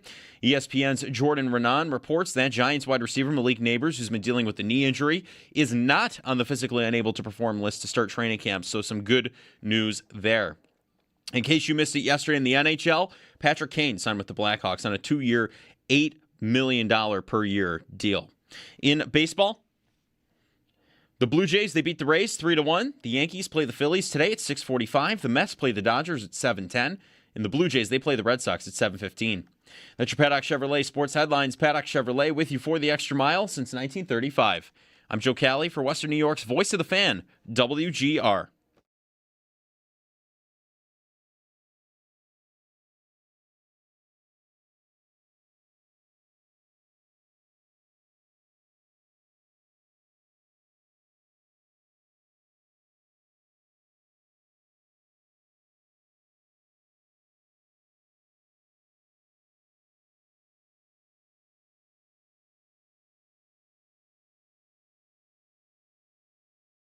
The team around Josh Allen continues to get worse. Moving off McDermott, I mean, I understand it. People were out on him. But promoting your offensive coordinator, Brady? So now you got a first-time head coach? He's running the whole ship. And now you're looking at a defense. They were 31st in the league against the run. They didn't get better on the defensive line. So they got a new DC now, toggling to a 3-4. I don't know that I love that. We'll see. Jury's still out. The big move was, hey, let's bring in DJ Moore. We need to win on the outside because Keon Coleman, he's not that guy. So we overpay for DJ Moore. And the biggest hit was promoting the GM, giving him all the power. And you look at his last draft picks and it's like, whoa. That's Jason McIntyre. We need to ban Jason McIntyre from the show. I was going to say, are we going to get one of those a day? I know, I can't. I'm not going to. I won't survive. No. I might snap too. Go on some sort of joint mission. I mean, nothing he even really said in there was that bad, I guess. No, it's just, I don't know. The first part. The tone. You know what? Tone. Yeah. I didn't like tone there. No. It's a condescending tone. Poor tone. Mm-hmm. Yeah. He was leading to some dumb take about they're going to, the he was words leading window. to Josh Allen needs to leave Buffalo. That's what he was. Right. I bet if we played, if we played out that clip another 30 seconds, he's saying one of two things. He's either giving me some dumb take about Allen going to the Rams or the window closing. Right. The window closing. The window's been closing for 3 years. It's going to keep closing, too. I mean, really, a window does not close slowly. You go to the window and you close it at once, right? Right. Yeah. It's not a gradual process. Unless it's like a really closing of a stuck window. Right. Some sort of hydraulic window. Which, We're not I can't say operating I in that have world. in my home. No. We don't live in that world. No. When it's time to close a window, I go to the window and I close it. Guess how long it takes? A tenth of a second. I will add, it can take a little longer if you have the crank. You're cranking them close. Even that, though, that's 2 seconds, 3 seconds. I've got a window that won't stay open unless I prop it. How about that window? That window, you take out what props it up. Interesting. Josh, Okay. and then the whole thing comes crashing down. That's okay. So Josh is holding it open. For me, he is the pillar that I put in my window to keep the window from slamming shut. And that is what he is for the Bills, too. I had my windows replaced recently. We had the old crank windows, and one of the cranks, I mean, these windows must have been 100 years old. One of the cranks was stuck. So, you couldn't, we even put a thing on it, do not open this. Because, it would get stuck open then, which I guess in football terms would be good. Yeah, you want it stuck open. But it was stuck closed, which would be what, the Jets? The Jets are that's the Jets. They're the crank window with the little note on it that says "Do not open." Yes. Right. And then they painted over the seal on the outside so you can't. Right. You got to take a razor blade to it. Yeah. Yeah. The whole thing's a mess. 803-0550 is the phone number. Leg Kincaid, tape involved. training camp. Mike's been hanging on hold patiently. We'll get to you, Mike, here on the corners. Go ahead. Good morning. I have two things for you guys. I have a let's get weird idea, and then I have a question. So the let's get weird idea is it's actually a nice segue because I was listening to you guys talk to Sal. What do you think the odds are Kyer gets cut from the Chiefs and the Bills bring him back as cornerback 4 in a defense that is more suitable what he did at Florida compared to what he was drafted to do for the Buffalo Bills? That's my let's get weird idea. I think it's a long shot, super long shot, but just a fun idea. I don't know. I wouldn't say a fun idea, but an idea. Uh-huh. The second thing, I heard you guys talking about Reggie Gilliam a little bit. A question I have for you guys is this year, obviously we have to see what goes on if they keep a fullback or not. Do you think Jackson Hawes would be the one who's doing the tush-push to Josh Allen? That's a good question. I do not think Kyer Elam is coming back to the Bills at all. I think you make an interesting point about, yes, in theory, I would think Elam would be better in this type of defense than what McDermott was asking him to do. However, I thought that was going to be true about Dallas to some extent, and then it went horribly wrong in Dallas. I think he's just probably not a very good player. So I don't think that's in the cards. 2, yeah, we talked about it with Sal a little bit. Like, who takes on the Gilliam role, the fullback responsibilities? It could be one of the fullbacks they're bringing to camp. Or you've seen countless times throughout the NFL in the last decade where a team will either just never use that role, or if you do, and the Bills did run a lot of 21 personnel last year, which is when you have a fullback on the field. And could Hawes be that guy? It feels like he has the skill set for it because he can block, but you don't, I guess, really know until the guy has done it. And I can't tell you. I'm just ignorant to the fact of whether he did it in college. He might have done it at Yale. I just don't know. Yeah. So sure, like if this were Madden, you know what I would do? I would put Jackson Hawes at fullback. Right. But I don't know if he can actually do it or not. So I guess we'll find out. We'll find out at camp. I can't imagine he would be lost doing it, but maybe you're blocking from a different vantage point, right? Right. It's a different angles. The whole thing is probably a little different, intricate, like in terms of the minor details. But that's what these guys are operating in that realm. So. Yeah, right. There's more of a vision to it, I would imagine, than when you're in line and tight end. Like you just know like who you're going at right away. Right. So we'll see. We'll see on that. But you asked about the tush push part of it. He can definitely do the tush push part of it. Oh yeah. You're not really sign me up. There's no vision there. You're right behind the quarterback, just pushing him forward. Yeah, so there's I'm in. Not much going on there. I have not done the work on this. I feel like they were much more successful when Gilliam was pushing Allen than when James Cook was pushing them. I bet there is a correlation to how successful you are on that play to who's the guy that is shoving Allen forward. Oh, yeah. I mentioned that I watched back some of that Chief game from last year in the regular season. I think they succeeded on 2 tush pushes against the Chiefs in that game, and both of them, Allen got stopped, and Gilliam lifted him forward. Yeah. It was the strength of the guy behind Allen that made the play. So, yeah, I think Haas could do that. Yeah. The famed thigh doctor from, if you're on Bill's Twitter, you know all about him. He's got a thought on Kincaid. Thanks for calling.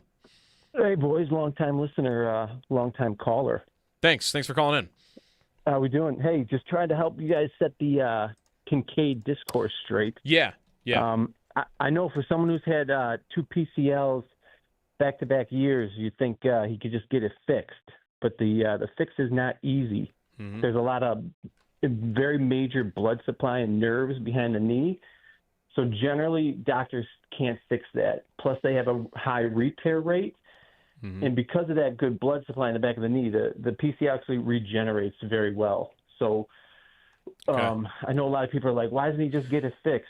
It's because it does repair itself. Now, is he a perfect product? I mean, once you've injured something, you're predisposed to it. But really, it's just going to take him not falling on his knee the exact same way he got hurt in the first time to avoid that from getting retweaked. Okay, so is it very different then than the ACL and MCL in that way? It is because the the ACL, they go in through the front, they can fix it. The PCL, you got to go through the back, and that's when you can hit a nerve. And then if you hit the nerve, it's game over for him. Gotcha. All right. Well, thanks for calling. I appreciate the insight on that. Because, right, like that is, I might have just thought it was similar to what ACL and MCL is. So appreciate the insight on that. I love you. Thanks. All right. So Kincaid did not have surgery, and we'll see if that works out for him this year. I think the first time it happened to him, there was a play that Allen underthrew him on 2 years ago. And he went for it on the ground and twisted his knee. Mm-hmm. Does that sound familiar? Yes. A little bit. It's piquing the memory, yes. By the way, also on Kincaid, the Bills released a new embedded video on YouTube, and I watched some of it yesterday. Mm-hmm. He lives just north of San Diego in the offseason. Oh, yeah. In the mornings, his routine, he goes out to, like, the rocky shore outside his house, and he, like, picks octopuses. Yeah, the marine biologist. Whoa. Yeah. Mm-hmm. Really? That's so cool. Yeah. I saw that clip on social media. I'm like, he shot up my fantasy board the moment that happened. He's sitting on my dynasty team right now. I'm waiting for him to pop. So if you're out there chasing down octopi, right, you gotta have a healthy PCL. Sure, that's a plural. 3 years ago in a dynasty league with Nate Geary, I traded Kincaid to him for Diggs. Oh, wow. Which at this point, I would say has not gone great for either. Right. I was going to say, who would you even say wins that trade at One this of them's point? not even on a team. It's gone okay for both of us. Right. I mean, Diggs was he had good at the end in Buffalo, but not amazing. He was good in Houston, but then he got hurt. Mm-hmm. And he was good in New England, but never great. He had one great game, and that was against the Bills. And Kincaid for fantasy is just the lifelong debate of, is he going to play enough to make him a good fantasy tight end? And for the Bills' sake, who cares, right? Like, if he's a guy who plays 60% of the snaps and you get everything you want out of him, you're fine.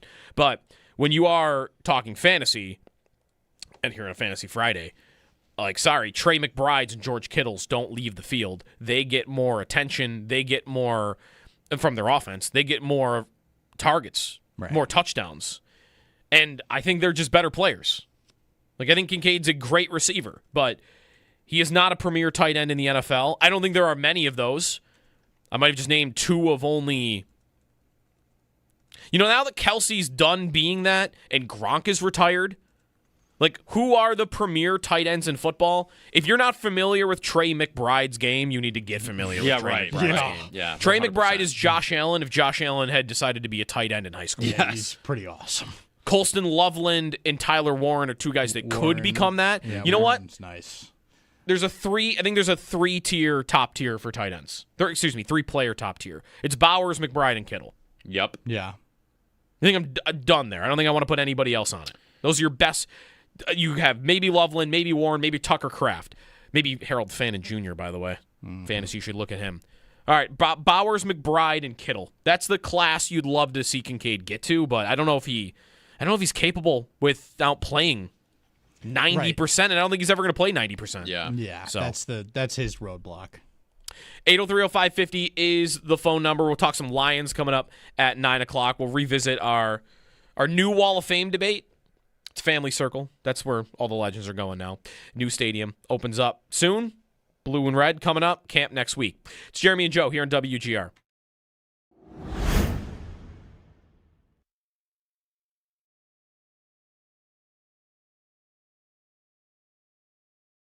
The number one person this is the big year for, Joe, is Keon Coleman. Right.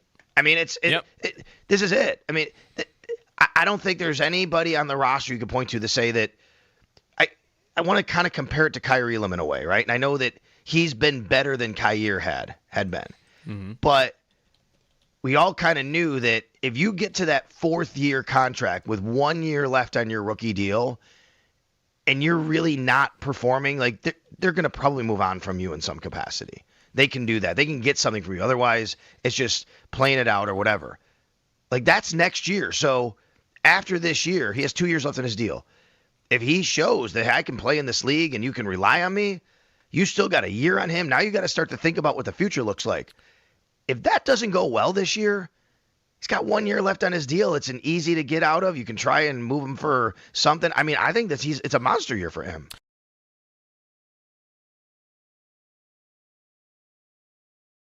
When the only tight end on the field in 11 personnel is Dawson Knox, the Bills ran the ball about 58% of the time, which is pretty average again around the league, okay? Mm-hmm.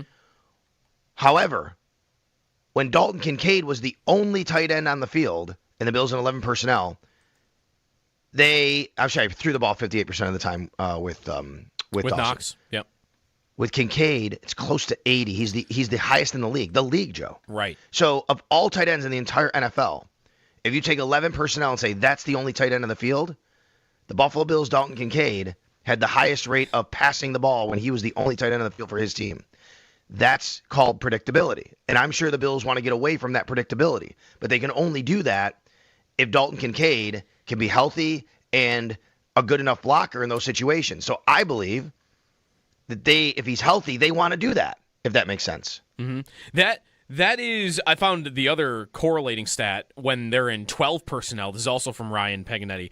That when Knox and Hawes are the two tight ends on the field in 12 personnel, they have the lowest pass rate of any tight end duo in football, 28%. And compared to that, Knox and Kincaid, when they're on the field, are throwing the ball 70% of the time. That's almost like, I know you don't want to be predictable in that way, and I'm sure the Bills would be hoping that they can get to a place where, a defense doesn't know what they're going to be doing, whether Kincaid's out there, where Hawes is out there, where the Knox is out there. But at the same time, it's almost incredible that a defense would probably know what you're going to do going into a play, and you still had an offense as successful as you had last season. So basically what you're saying, I'm going to find this. I'm looking for it right now. I see it. Knox plus Hawes equals 28% passing. That's the lowest in the league. Right. And then Knox and Kincaid, 70. That looks like the third highest pass rate. One of the highest. Yeah. That's wild. So, but I would say this for Knox and Hawes, I think that's one of those situations where the Bills might not care to be as predictable. Right. That's what I mean. They right? don't care because they're still they're so good at it. It's they're coming, so and we're still going to run for 5 yards of carry. That's right. That's what you said. That's right. I agree with that.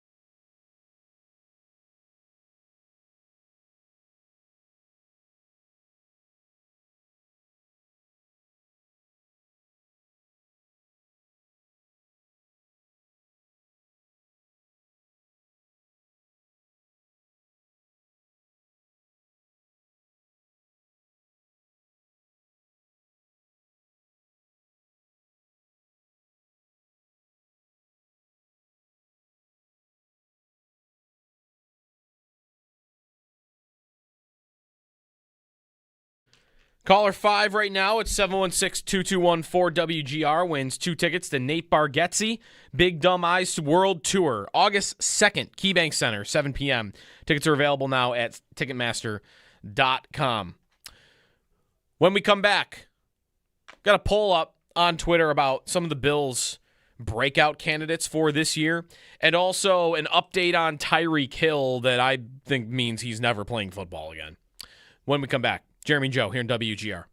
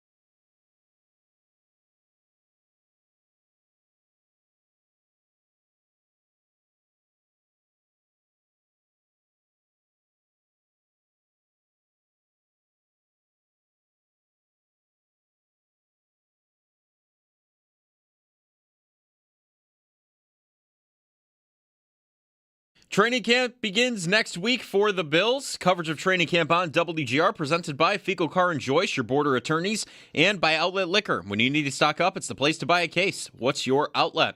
Around the NFL? NFL Network's Ian Rappaport reports that the Panthers' edge rusher Nick Scorton suffered a season-ending ACL tear yesterday on their first full day of camp. The Raiders, they signed number 1 overall pick Fernando Mendoza to a 4-year, $57.3 million deal. The Jaguars coach, Liam Cohen, said he will do it when asked if Travis Hunter would play offense and defense this season. And ESPN's Jordan Renan reports that Giants wide receiver Malik Neighbors, dealing with a knee injury, is not on the physically unable to perform list to start training camp. So some good news there. In case you missed it yesterday in the NHL, Patrick Kane signed with the Blackhawks on a 2-year, $8 million per year deal. In baseball, the Blue Jays, they beat the Rays 3-1. The Yankees, they play the Phillies today at 6:45. The Mets play the Dodgers at 7:10. And the Blue Jays, they play the Red Sox at 7:15. The Paddock Chevrolet Sports Update. Paddock Chevrolet with you for the extra mile since 1935. I'm Joe Cali for Western New York's Voice of the Fan, WGR.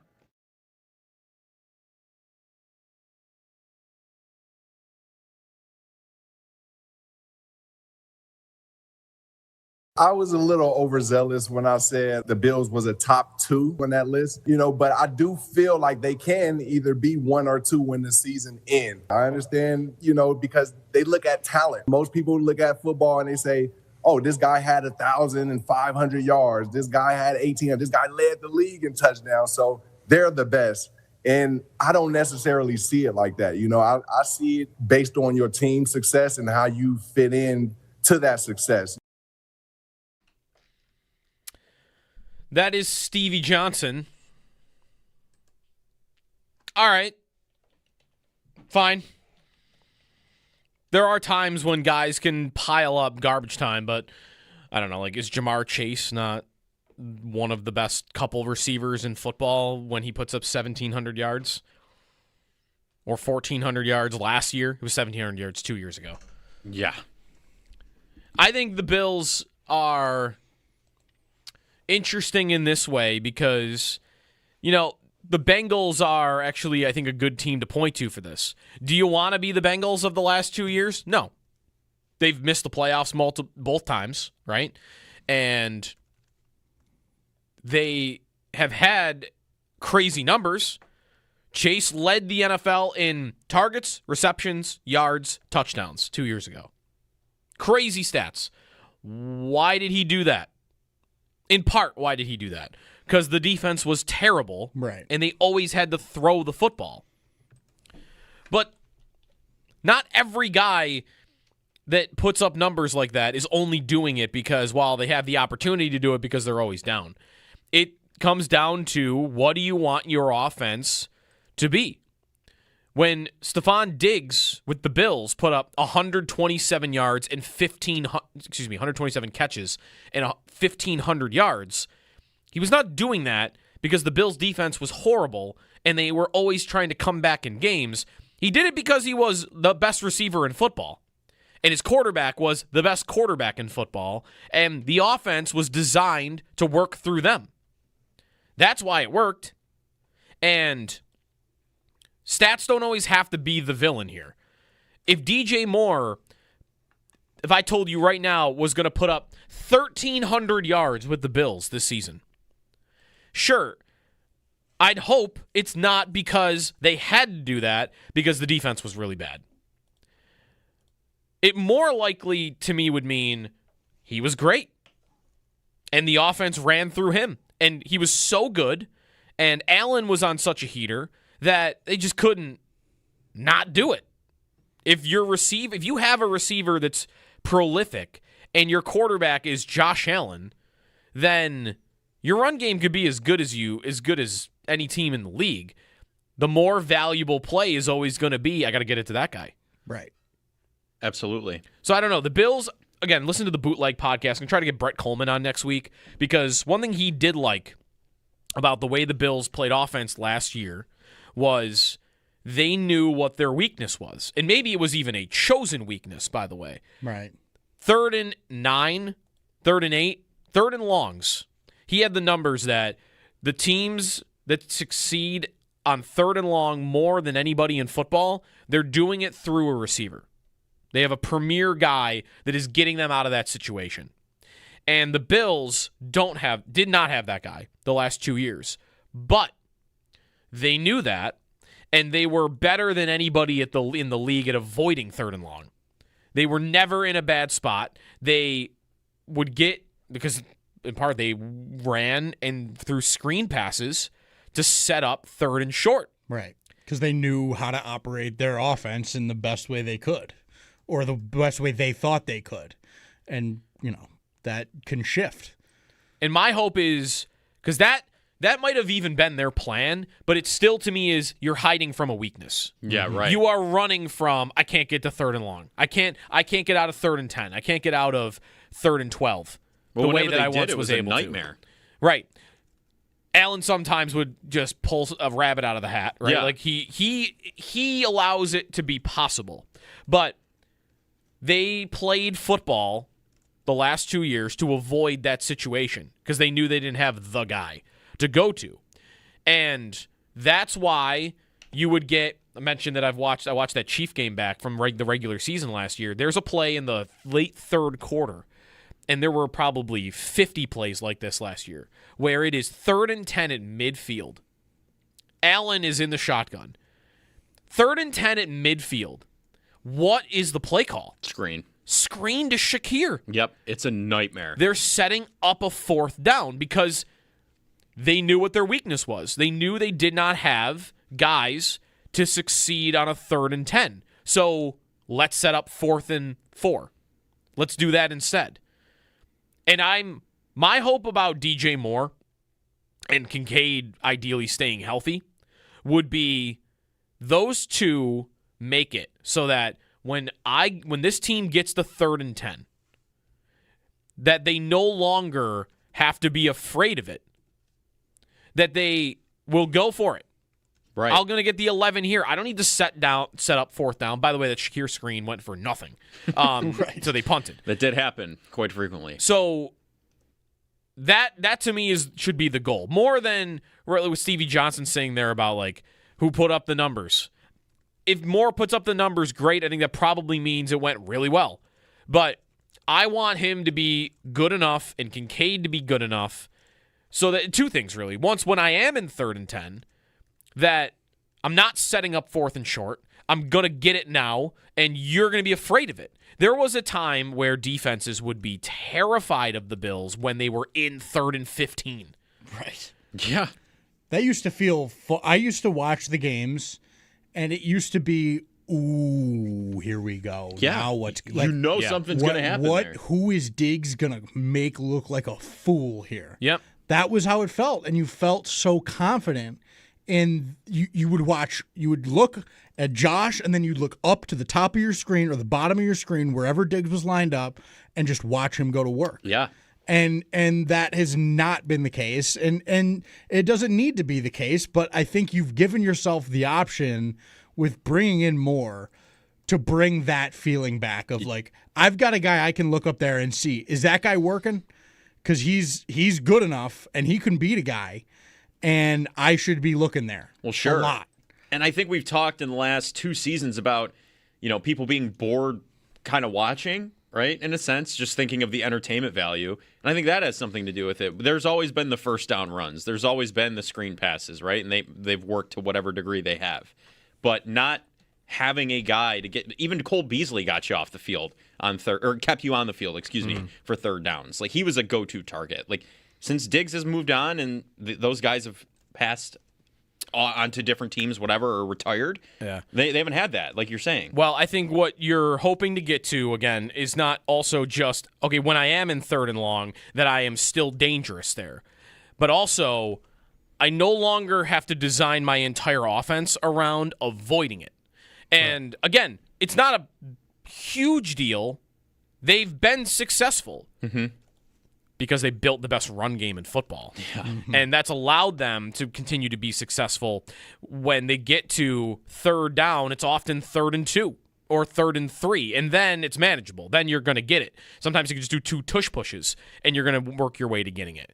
But I would like to see their offense And I'm hopeful that Joe Brady, when he got the job, when he was in meetings with Brandon Beane and the front office about what he wanted his offense to have, it was, we were able to do this, but if we could get a guy or two guys that allow us to now have all options on the table so that if it is 3rd and long, I could really open up the playbook. If it's 1st and 10, I don't always have to feel like, well, I got to do either a run here or a screen because I got to get 4 yards and then 5 yards to make sure that I'm in 3rd and short. That you could take more risks early in sets of downs because you trust more. Well, if it doesn't go well and I get to 3rd and 8, I still feel comfortable. Last year, the Bills' pass rate over expected on 1st and 10 was minus 11%. Mm-hmm. They were running the ball on 1st and 10 because of all of this. And I don't need them to go pass every single time on 1st and 10. No. I think what you'd like it to be is, again, less predictable. Kincaid earlier, we're talking about how they are so predictable when he's on the field versus when Hawes is on the field. When Hawes is on the field with Knox, it is the most run-heavy tight end duo in football. 28% of the time they're passing. And when Kincaid's on the field with Knox, it's 70% of the time that they're passing. If I'm a defense, that makes it a little easier for me. For sure. So if you can combine Allen and an elite run game with now the one way you were maybe able to take advantage of me before is I was predictable, and now DJ Moore has made it so that you don't know what's coming when. That's how you become the number one offense in football. Right. And that is what their goal should be every year. I know it's a high standard, but I mean, you have the quarterback where that should be, like you're saying, it should be that. Even, like, I got to almost get out of this mode because every time I hear it, like when I was listening to the Bootleg podcast yesterday, and they said, like, oh, they have a fourth best offense in some measurement last year. Like, that's really, really good. And I immediately said out loud in my car, Allen's the best quarterback in football. 4th is below his standard. Right. Yeah. Everything's relative to the quarterback talent. 4th is below the quarterback standard. And that it shouldn't just be first or bust, I guess, for every metric, because first or bust should just really come down to, the season if you win the Super Bowl. But they are every year, they should think we could be the number one offense in football. And I think their path to being the number one offense in football this year is you combine your elite run game with now when you get into 3rd and long, you can run a real play, and now you don't have to design your whole offense around that. Yeah. Around avoiding that, I should say. And honestly, I remember sitting and watching these games with, by the way, Best of 716, best local radio personality, Nate Geary, voted that yesterday. Sitting out there with him watching these games, and he's just screaming at the TVs, run, and it's just happening, right? He was calling out whenever the play was the play. And I think last season, if we're sitting there able to do that, oh, that's going to be a run, that's going to be a pass, and we can look at that. There's a defensive coordinator that absolutely is miles ahead of that, right? So, that's the thought. It felt like almost the playbook had to be the Very Hungry Caterpillar, the little kid's book, when we needed it to be more along the lines of Moby Dick. And I think DJ Moore presents the point to possibly get to that point, a little more complex. Yep. 803-0550 is the phone number. I do have a poll up on breakout seasons. Kincaid is my guy for this. If you could have one Bills first-round pick have a career best breakout season, who would you pick? Ooh, that's a good question. Max Hairston, working back in time. Max Hairston, Dalton Kincaid, Greg Rousseau, or Ed Oliver. I was going to say Kyrie Elam, but I would not root for that because he is on Kansas City. Yes, we do not want that. So I don't want that to happen. Ed Oliver.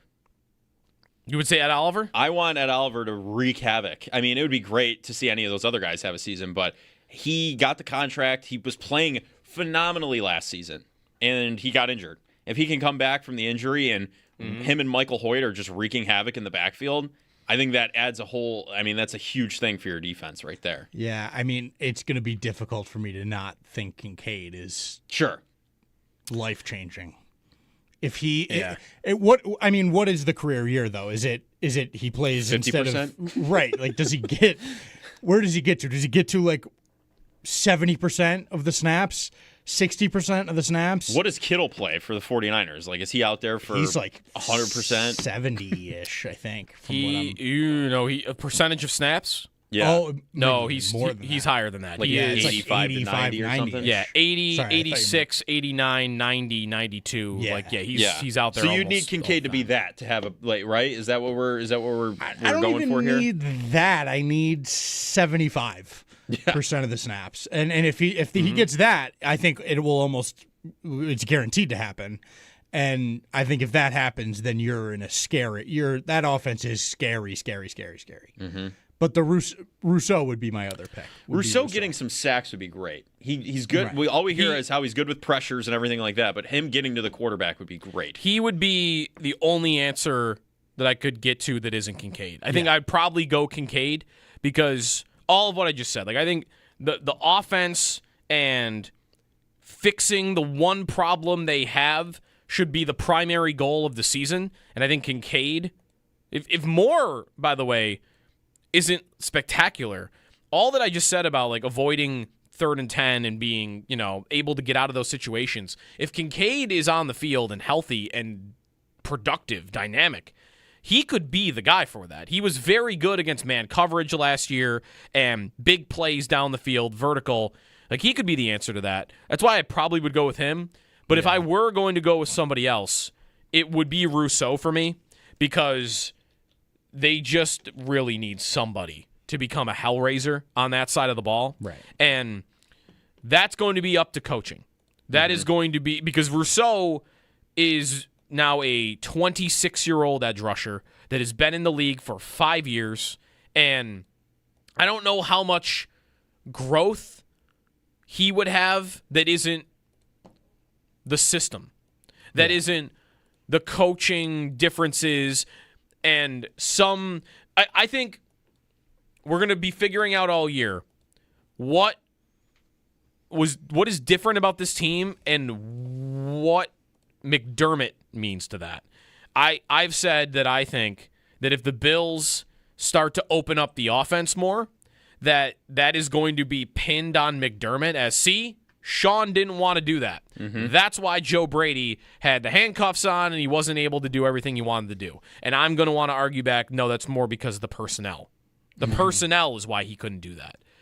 On that side, the other side of the ball, if Greg Rousseau goes out and has a 12-sack season and is a Pro Bowler and is the best edge rusher the Bills have had since Mario Williams, and that's the season that he has, and he's making big-time plays late in games, big contributions in the playoffs, which has been his biggest problem, really. He's been a good player for them, but, man, he has been invisible in their playoff games that they have been eliminated in. Yeah, he's a ghost. Invisible. But if he has his best year in all of those ways, then I think I'm going to want to attribute that to, well, in the last defense, they were very strict about rush lanes, and you want to attack the quarterback, but you're not supposed to go, free will all over the place. Like, you still have to be responsible in doing it. And we'll see to what extent this is going to be true about Jim Leonard, but he carries more of a reputation of, you do whatever you need to do. Go get him. Right, go make a play. Yeah. His thing is, I don't want to be a counterpuncher. Yeah. Right. Like, he wants to just go be aggressive and do it. And if that works for Rousseau, then I'm gonna want to attribute that to the coaching difference. Mm-hmm. Edge rusher. And we'll see if that is in there. The one reason why I will always be skeptical that year is in there for Rousseau, no matter who his coach is, he was drafted in the first round off the heels of a 15.5 sack season, which I believe led college football. And if you go back and look at where those sacks came from, I'm pretty sure 11 of the 15.5 came from him rushing in the inside. Oh, okay. Rousseau played a ton of defensive tackle, lined up in the middle, passing situations, and I'm going to have someone else out on the edge, and then he would get the sack from there. And that's why I've never really been surprised he's never been a big sack guy in the NFL, because the position or the place that he would get his sacks from in college, he's never played in the NFL. Yeah. That's always been true of Rousseau. I don't know that he needs to do it now. It has been 5 years since he did it. And even at Miami, I don't think he did it that often. He just was very successful when he did. So I don't know that he'll ever be a double-digit sack guy. But if I could hit a magic button right now and he becomes that level of player on the edge, it'd be huge.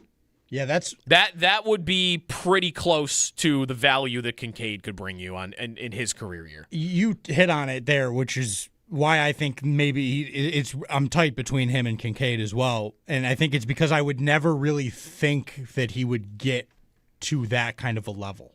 Just because of what we've seen and everything you just broke down about, he's just not a volume productive edge rusher.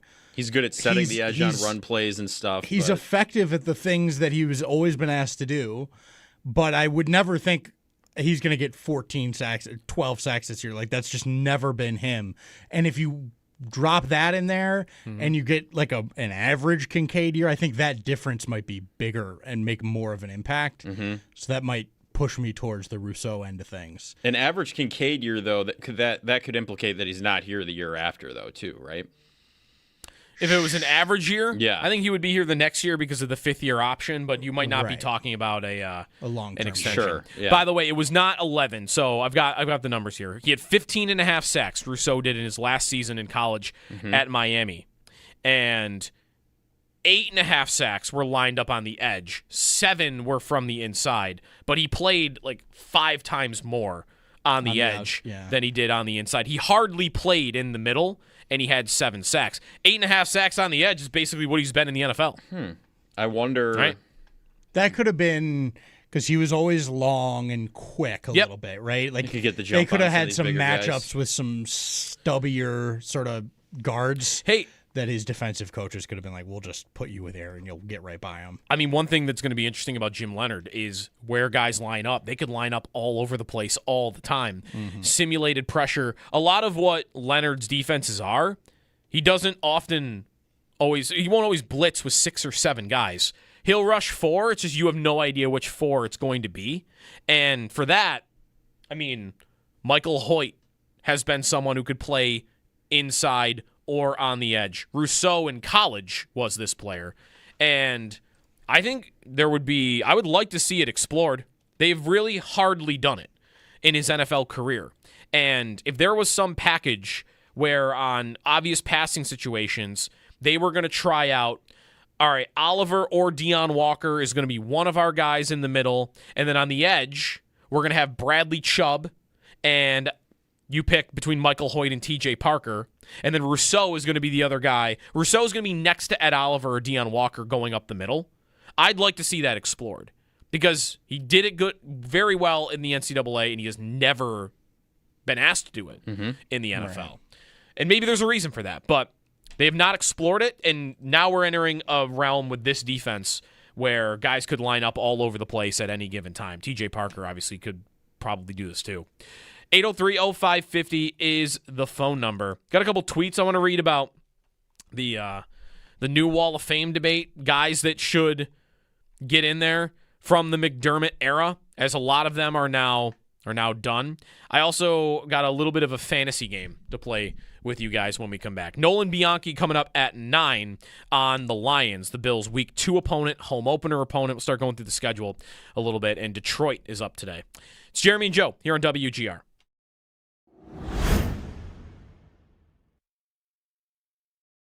I think there's so many elements to him. He is I think the most interesting conversation on the offense because I think we all know he's good.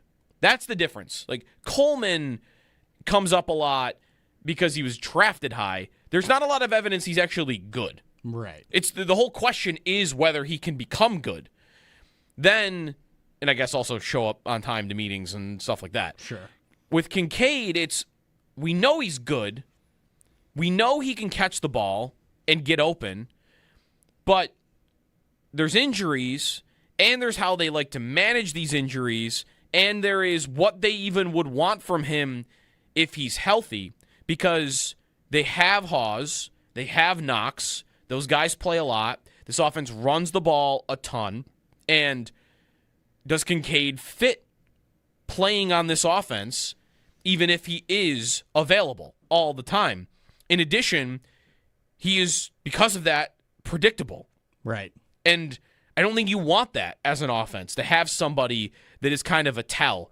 The defense just knows that you're so much more likely to throw the ball when he's on the field. So there are a lot of things that go along with, well, he's good, but I've got this reason, and this reason not to pay him. I mean, when you said Kittle money is $19 million per year at the tight end position. Yeah. I'm not giving him that. No way. I think Kyle Pitts is third at 17 even. Like, that's a lot. It's per year. I think it's a big decision. I think we've also got to leave a little room for the possibility that he does get healthy this year. And, like, was that PCL really just – obviously it was hampering him all last season. If he's able to just – if the rehab he did in the offseason instead of surgery worked, and he's able to play as much as he feels he needs to play or as much as the Bills want him to play, then I'm curious what that looks like. And I know that could be a very different operation than we've seen. Because like you said, we know he's good. But how much do they want to get him out there, and how much less predictable does he become if he's out there more because he's healthy enough to be out there more? He can actually plant and block and all that, right? Like, there's other angles to it now. I don't know.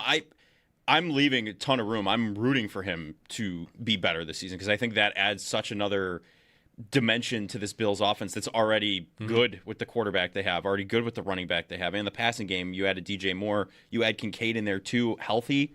Like, that's a recipe for success.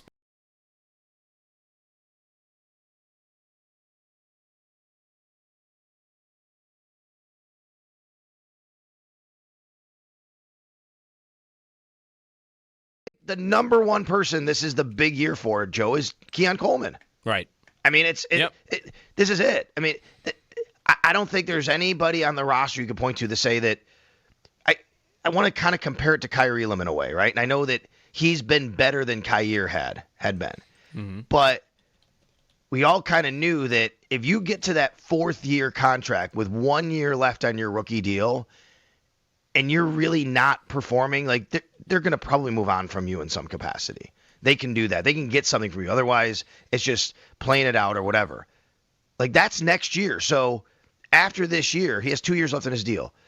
If he shows that I can play in this league and you can rely on me, you still got a year on him. Now you got to start to think about what the future looks like. If that doesn't go well this year, he's got 1 year left on his deal. It's an easy to get out of. You can try and move him for something. I mean, I think that it's a monster year for him.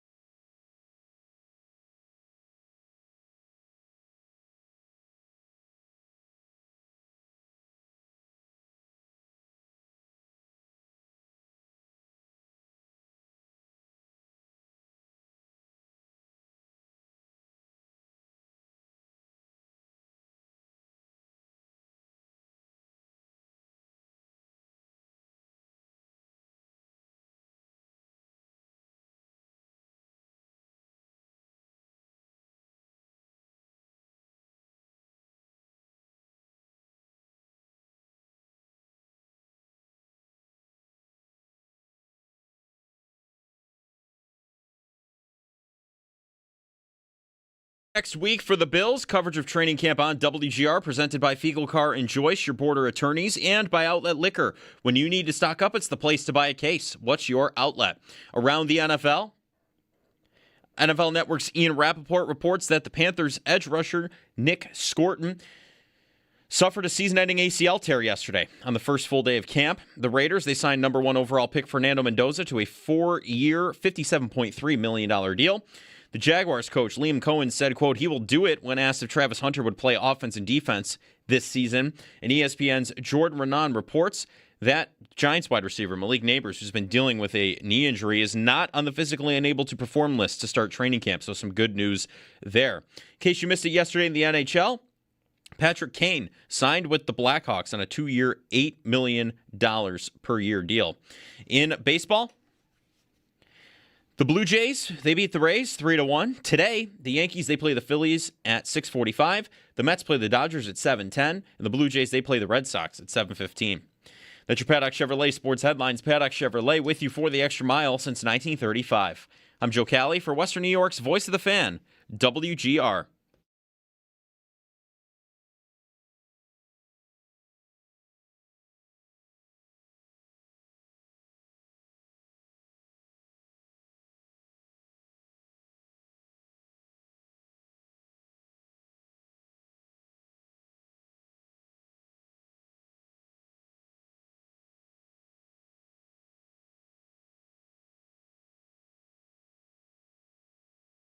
They had an incredibly potent rushing attack with James Cook last season, but they were 15th, middle of the road in terms of the passing attack with Josh Allen as your quarterback. And so you add a piece that Brandon Beane, he's been a fan of this guy for a really long time. When you think about Khalil Shakur and this lineup, and you think about now DJ Moore, those two in open space create so many nightmares. Where are you going to roll your coverage when you talk about rolling coverage? And ultimately, Joe Brady gets a player he will work in magnificently.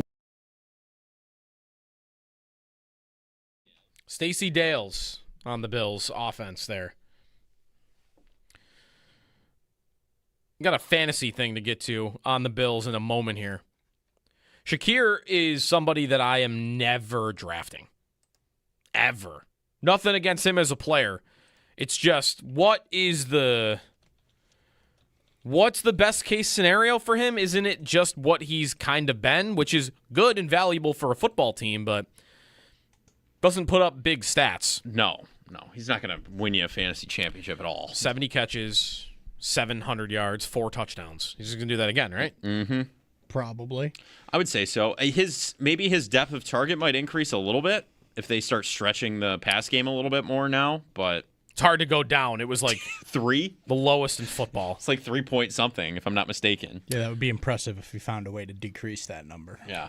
Before we get to this Bills fantasy thing I want to get to, Tyreek Hill posted a workout video, and he said, I have no power in my leg. I don't think he's ever playing football again. I don't think so either. No. That injury, when it happened, I mean, you could look at it and be like, that's going to be a tough one to come back from. It was mangled. He was 32 years old. He said he was told might not be able to walk again after the injury, but now he's walking and jogging, but has no power in his leg whatsoever. He's almost a year removed. He's 10 months removed from the first surgery. And you have all the character, I'm not even going to say questions. You all have the character issues. problems. Yes. On top of that, at 32 years old, I don't know how he plays again. I don't know. He's been in the league because he had a superpower. He was the fastest dude in football. Yeah, he's a Flash. Right. And what are the odds that he is even fast by NFL standards, let alone his own standards, whenever he would try to come back? And you know you're going to have to deal with so much baggage on top of it that I would want to bet right now that he does not play in the NFL again. I mean, the one outcome that I think it could work is if the Chiefs gave him a shot to return at some point. I was just gonna say I would bet $10 with you right now that he's a Kansas City Chief in 2 years or whatever, and just we're gonna run out the rest of his time in the NFL. And it'll be like, but even if that happens, isn't it gonna be like what Odell Beckham was at the end? Yes. Although Beckham's back with the Giants, right? Just a utility player. Beckham played 9 games for the Dolphins 2 years ago. He had 9 catches for 55 yards. Right. It's like you hardly really didn't play. Yeah. No. You were out there, but you really didn't play.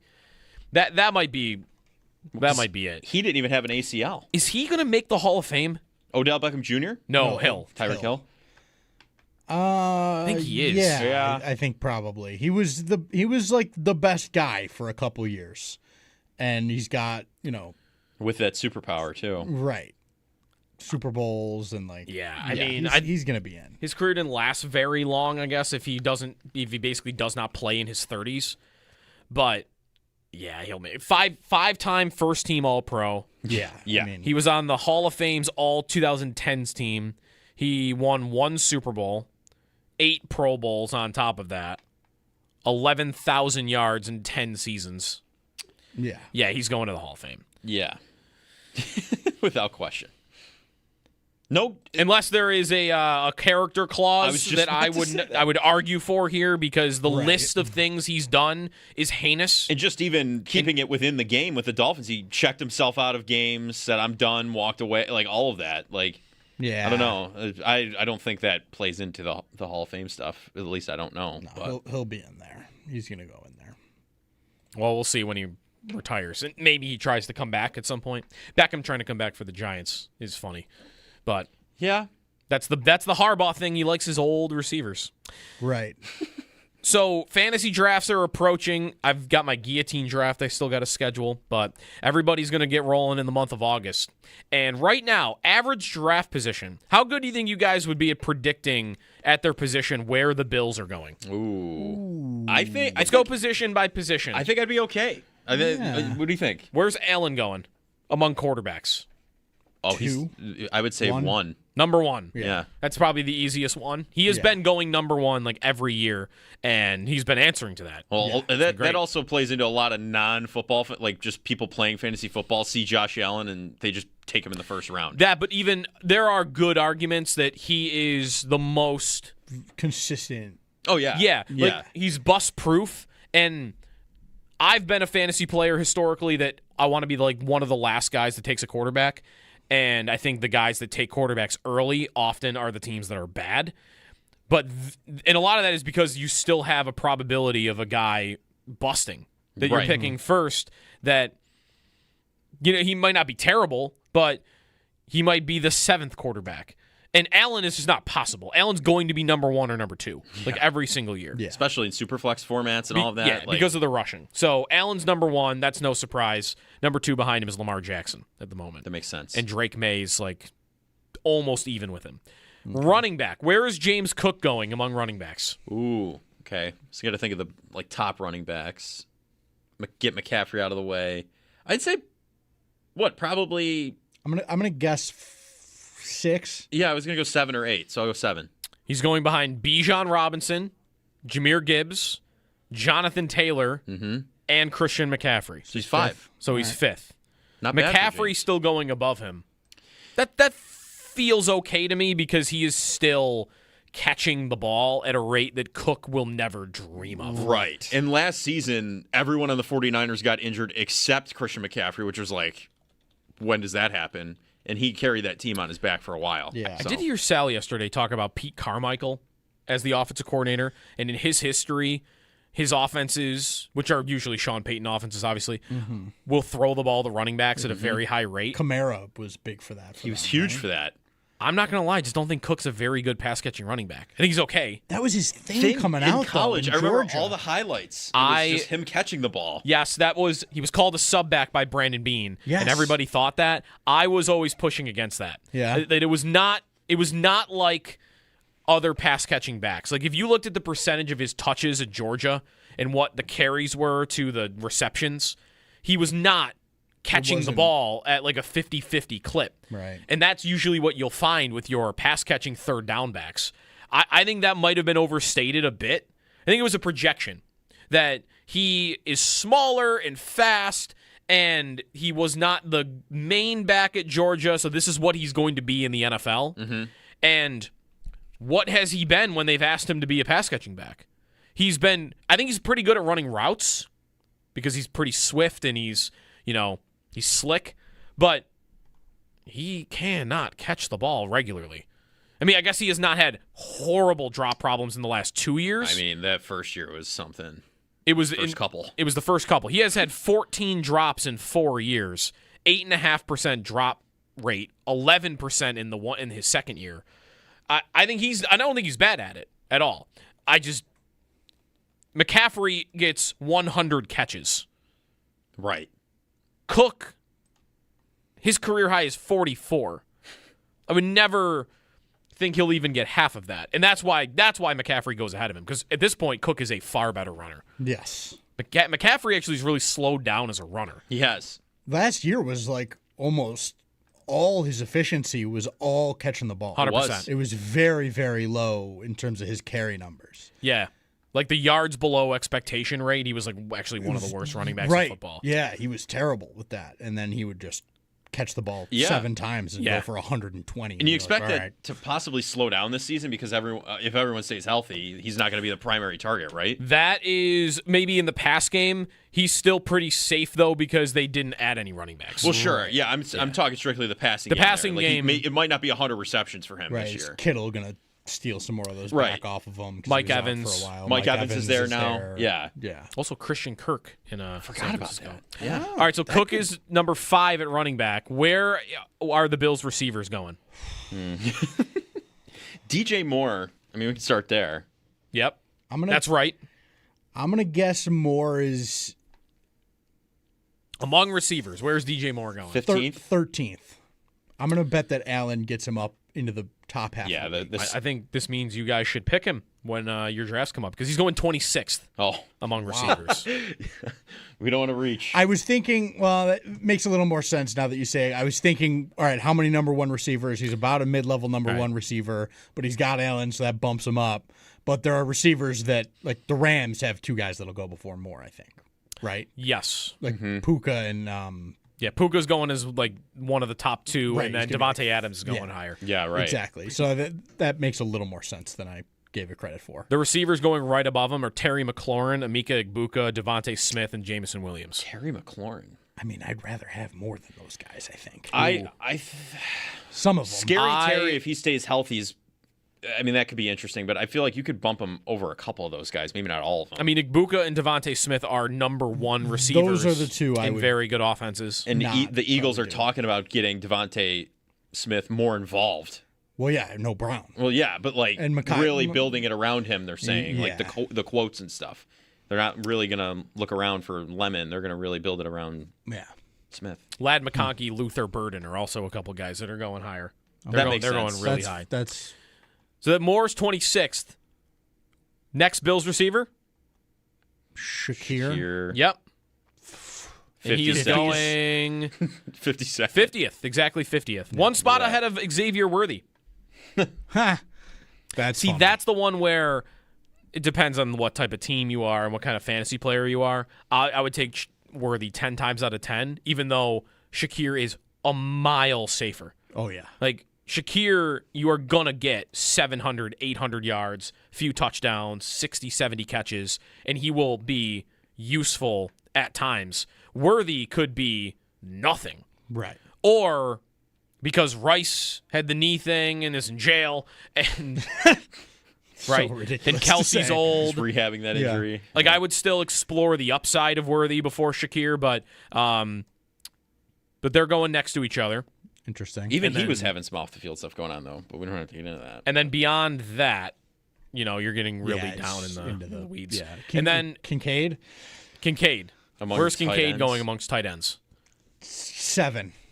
Yeah, I'll go maybe 6 or 7 right there. Close, 9th.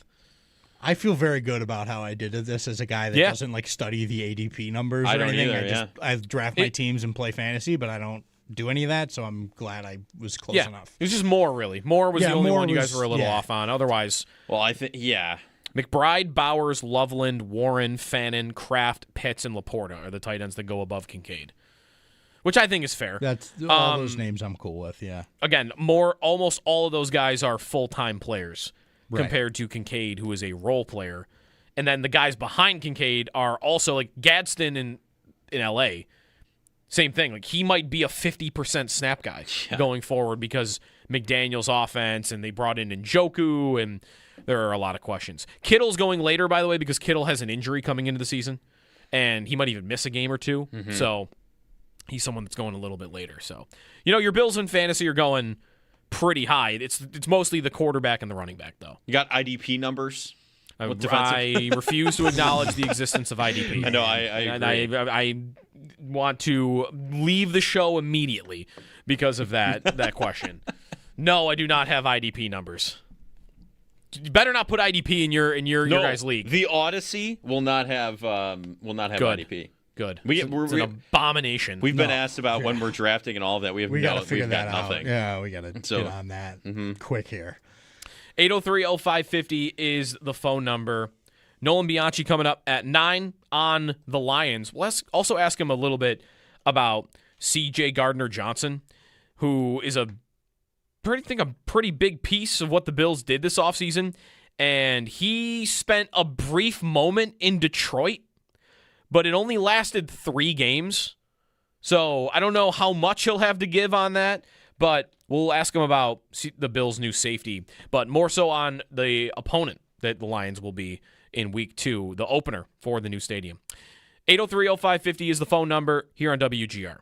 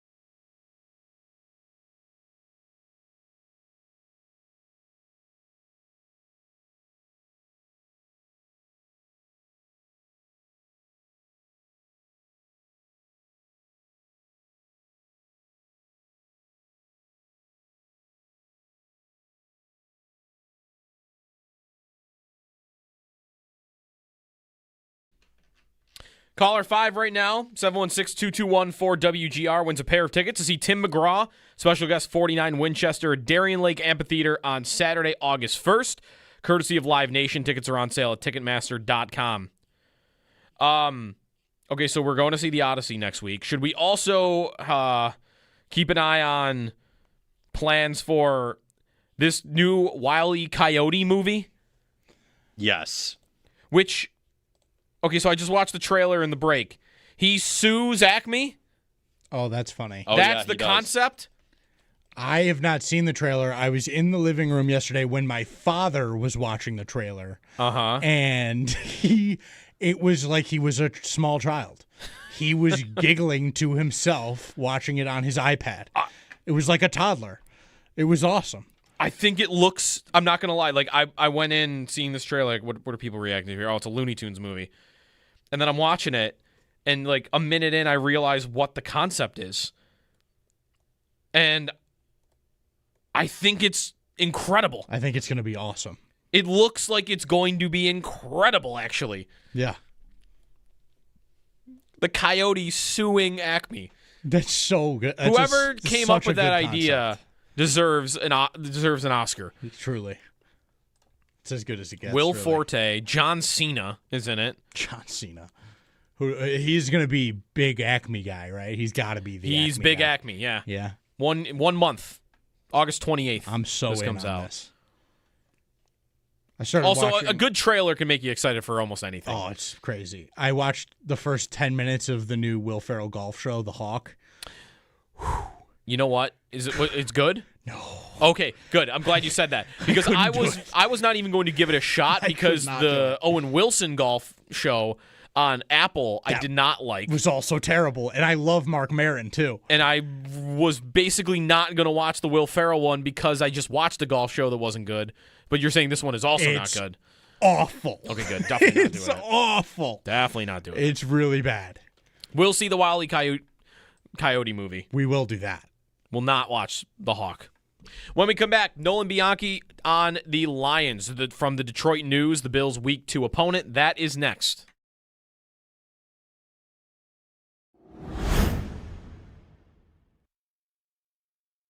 When the only tight end on the field in 11 personnel is Dawson Knox, the Bills ran the ball about 58% of the time, which is pretty average again around the league, okay? Mm-hmm.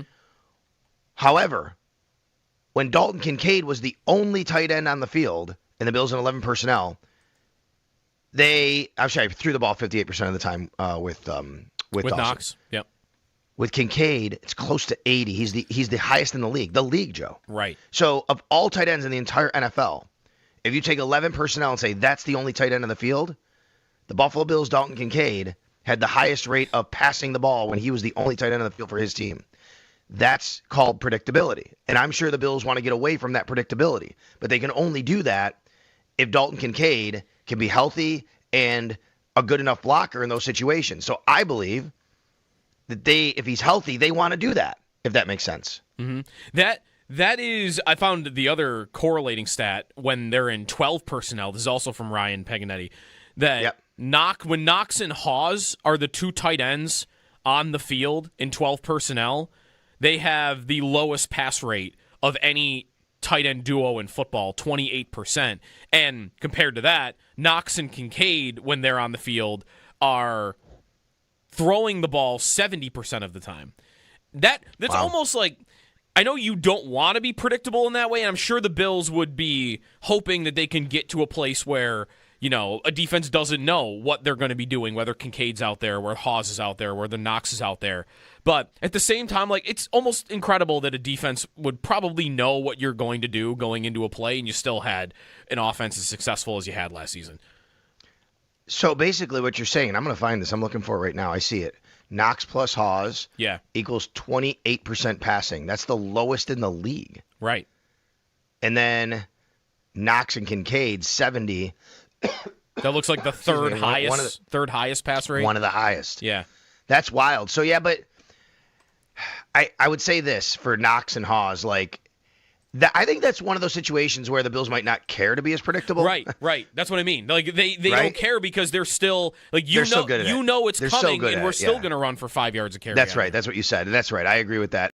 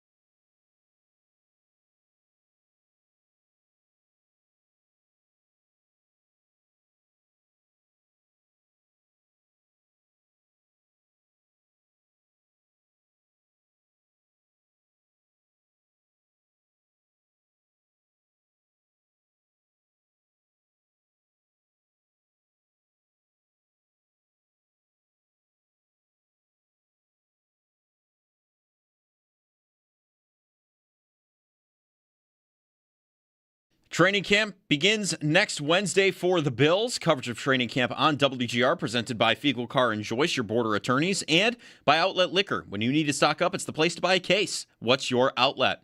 Around the NFL? NFL Network's Ian Rappaport reports that Panthers edge rusher Nick Scorton suffered a season-ending ACL tear yesterday on their first day of training camp. The Raiders, they signed number 1 overall pick Fernando Mendoza to a 4-year, $57.3 million deal. ESPN's Jordan Renan reports that Giants wide receiver Malik Neighbors, dealing with the knee injury, is not on the physically unable to perform list to start training camp, which is a good sign there. And Jaguars coach Liam Cohen said, quote, he will do it when asked if Travis Hunter would play offense and defense this season. In case you missed it yesterday, Patrick Kane signed with the Blackhawks on a 2-year, $8 million deal per year. In baseball, the Blue Jays, they beat the Rays 3-1. The Yankees, they play the Phillies today at 6:45. The Mets play the Dodgers at 7:10. And the Blue Jays play the Red Sox at 7:15. That's your Paddock Chevrolet Sports Update. Paddock Chevrolet with you for the extra mile since 1935. I'm Joe Cali for Western New York's Voice of the Fan, WGR.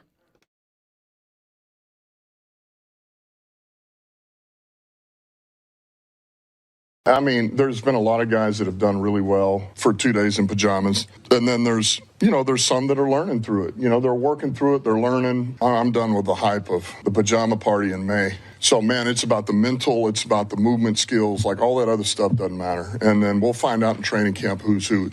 This will be the most competition we've had, in my opinion. Oh, Dan Campbell quote season is back. That means something fun at some point is coming. Good morning. It's Jeremy and Joe. Jeremy's off today. It's a beautiful Friday. It's not too hot. And maybe you're getting some golf in a little bit this weekend. We're in a putting contest tonight, the Duster Challenge.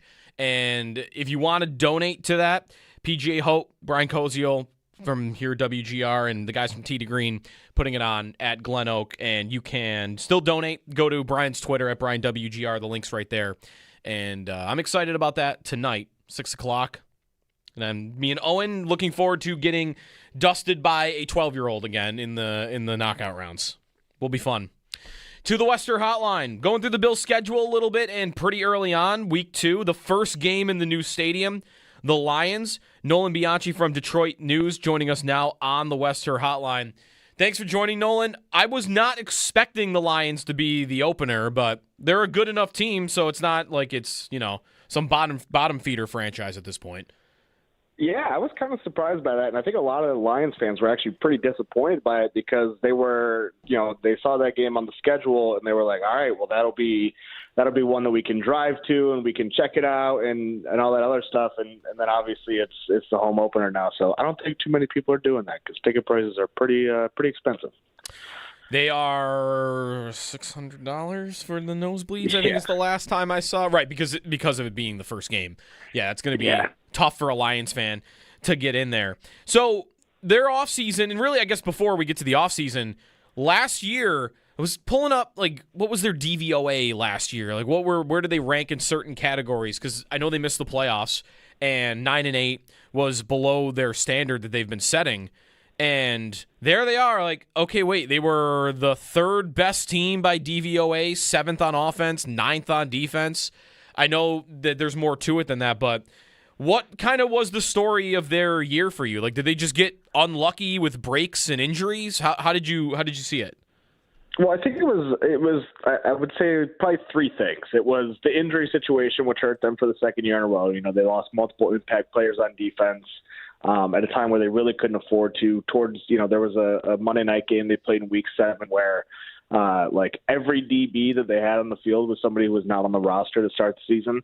And so those are just the kind of things that the Lions have been dealing with. But then they also had the departure of Frank Ragnow, which really messed up the offensive line. He was kind of the quarterback of that unit. He was so important to what they were trying to do up front. He obviously leaves sometime late in the summer, right before training camp. They're kind of scrambling to put everything together. And then they have a new offensive coordinator in John Morton. And it wasn't just the departure of Ben Johnson last season that I thought really kind of tripped them up, because a lot of people did predict that. They said, okay, Ben Johnson's the mastermind of Detroit. Once he's gone, it's just not going to be the same. And those people were right, but I don't think it's necessarily because no offensive coordinator is capable of filling his shoes, but I just don't think John Morton specifically was a good fit. And so that was a big problem for them. Dan Campbell took over play calling by week 10. And so that kind of tells you how things went. But it was a multitude of things that I think are correctable. And I am a little bit optimistic that they will be a little bit better this upcoming season. I think they're going to be fine, essentially. Was Campbell good at play calling? He's not doing that going forward, is he? He's not, but I think he's pretty good at it. And I actually asked him towards the end of the season, is that something that you would ever consider doing full time? Because he did at the end of the 2021 season, his first season in Detroit, when he fired offensive coordinator Anthony Lynn after a couple weeks. And he did pretty well. They finished the season really strong. I think they went 500 in the games that he was calling it.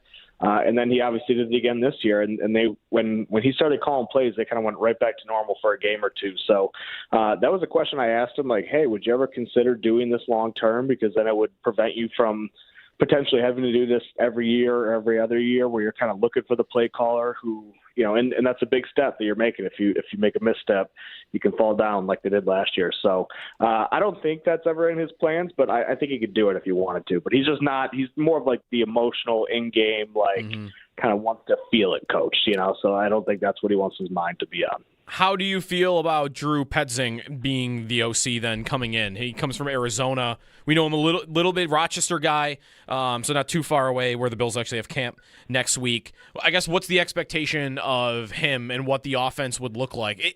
I don't ever feel like because the personnel, Like you still have the big hitters there, right? It's still St. Brown and Goff and Gibbs and Laporta that you're not going to have this crazy change from one year to the next. They have the talent.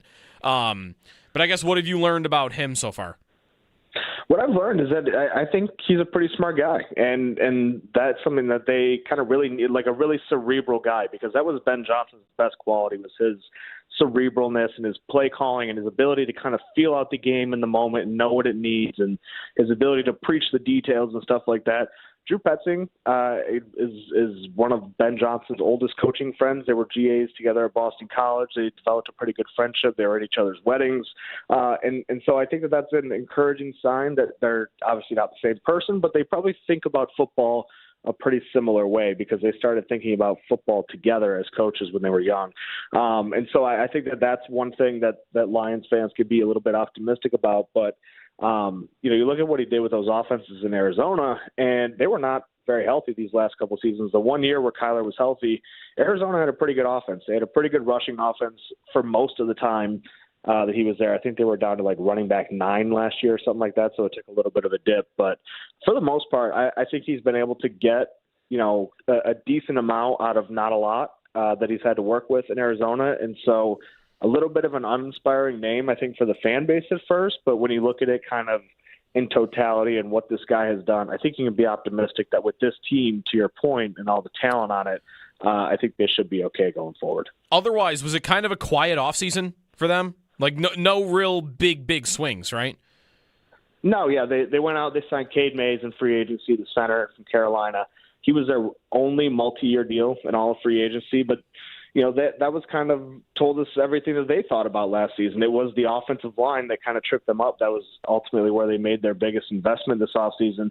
And not only do they do that, but then they go out and they draft a first-round offensive tackle. So those were kind of the two big moves there. They signed DJ Wanham, an edge rusher from Carolina.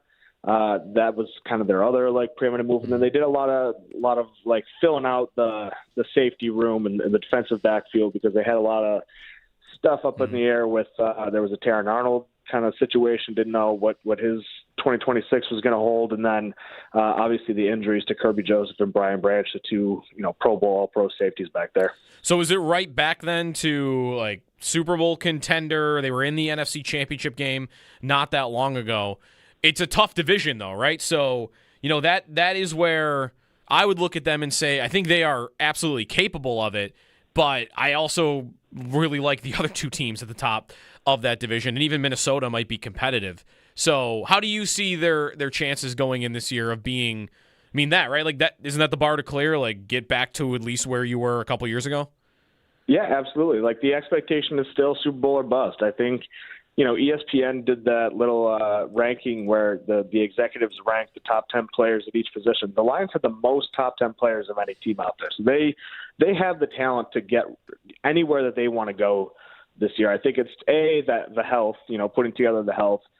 Then B, does that offensive line come back together? This is a team that went 15-2 2 years ago. And I think last offseason, they kind of went, okay, well, we went 15-2 and Aiden Hutchinson got hurt in week 4.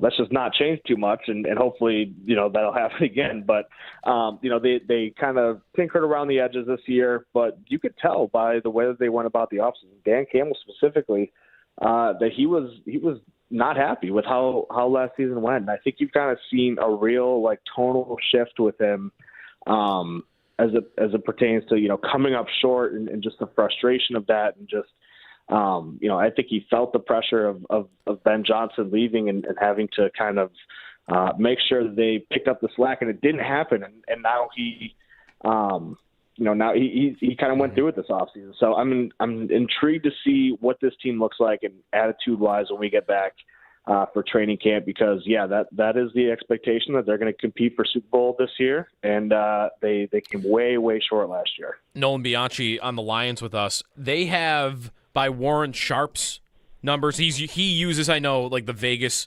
win totals, the Lions having the easiest schedule in football this year. Yeah.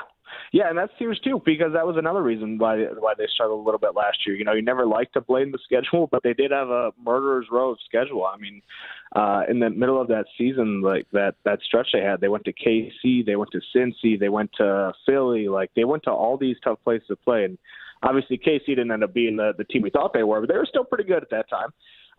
And so this year, they have so many more 1:00 games than they did last year. I think that's going to help, So I think the schedule as a whole is obviously going to really help them, and it's obviously going to potentially help those other teams come back down to earth. Like Chicago had one of the easiest schedules last year. They have one of the hardest this year. So we'll see how that all goes, but I think they're really going to benefit from that this year. Yeah, they opened Saints, then Bills, Jets, Panthers, Cardinals before they hit the bye. I mean, that is pretty soft at the start, at least. Extremely. I got one on the division for you, and then I got a quick fantasy question I want to sneak in on Gibbs. Yeah. On the division, how good do you think the rest of the division is? Like, is it for you solid that Chicago is here to stay and the Packers are a year-to-year contender here? And then I guess the Vikings, too, if Kyler Murray is competent, it feels like they should at least be competitive. Yeah, 100%. And if there's any team that I'm kind of looking for to fall out a little bit, and I don't even think the bottom falls out entirely, but I kind of got an eye on the Packers. They had this season their season last year was pretty similar to the Lions the year before, where they had like this world-beating team, and then all of a sudden their superstar pass rusher gets hurt. And if you look at the players they've added and lost this offseason, they've lost a ton of guys that they haven't really replaced. And so I'm kind of keeping an eye on that as a team that could potentially, have a last place finish. But even then, it's like, what does that look like? 8 wins, 9 wins. I still expect this division to be extremely competitive. I completely agree with you about the Vikings. Like, Kyler Murray has had good seasons. Like, he has a better resume coming into Minnesota than Sam Darnold did, and Kevin O'Connell was able to figure that out. Obviously, they're not the same player by any means, but, that's definitely a figure-outable situation. And then I think the world of Ben Johnson. So I think the Bears are going to keep getting better as well. And then finally, so fantasy drafts are coming up. If you have the top pick, it is either Bijan or it is Gibbs. And it really, I feel like, is almost 50-50 for who goes first. My question about Gibbs would be about Montgomery's departure to Houston and whether that means that Gibbs is now going to put up like video game stats where we're talking 2,000 yards and, the touchdowns may be going up. Or do you think them signing Pacheco is enough to think Gibbs' workload probably stays the same, which is still great, but that it would just be Montgomery out and Pacheco in, not Gibbs just kind of taking all of it on his shoulders? No, I actually asked Dane Campbell about this, right before we left for the summer at OTAs. I said, what is the ideal workload for Jameer now that David is gone? And he basically said, we're putting it all on him. He's our bell cow. The season is going on his shoulders. So if you're sitting there with the 1-1 pick, I think he has potential to have one of the most memorable seasons we've ever seen. I think the world of him as a player, and just the opportunity that he's going to get potentially behind a revamped offensive line. They did revamp it. It's just a matter of, did it actually work? And he was really kind of limited by that offensive line last season. And so still put up great numbers. I think he's going to have a fantastic season this year. I wouldn't go quite as far to bet him to like MVP area or something like that. It's like over 100 to 1 or something. But I think it's interesting. I think he kind of has potential to be in that conversation when you look up weeks 8, 9, 10, 11. We'll just see if he can make it all the way. But I think he'll be probably the best offensive skill player in football next year. Ooh, I want to look 100 to 1, but that a lot of times is like a quarterback thing. I wonder if he would be the top non-quarterback listed. Yeah, absolutely. He might be. Yeah, I'm with you on him for that. And he needs a contract too, right? Or no, they have the 5th-year option because he was a first-round pick.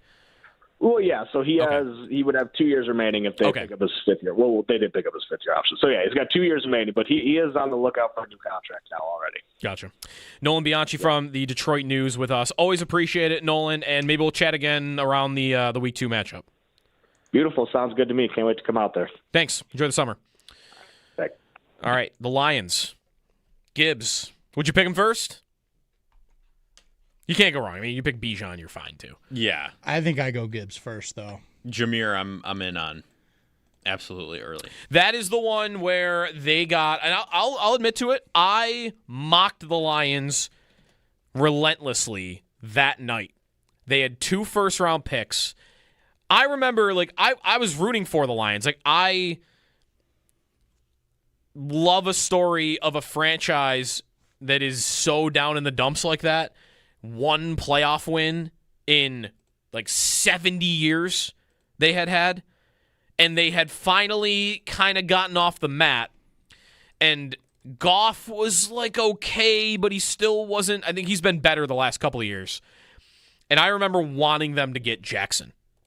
Lamar, that's right when Lamar was going through his contract stuff, and it was getting ugly with the Ravens, and there was some talk that maybe he could actually get moved. And the Lions were sitting there with all that draft capital, multiple first-round picks, a great roster, and I remember wanting them to get Jackson, in part because they would get another kingpin quarterback out of the AFC.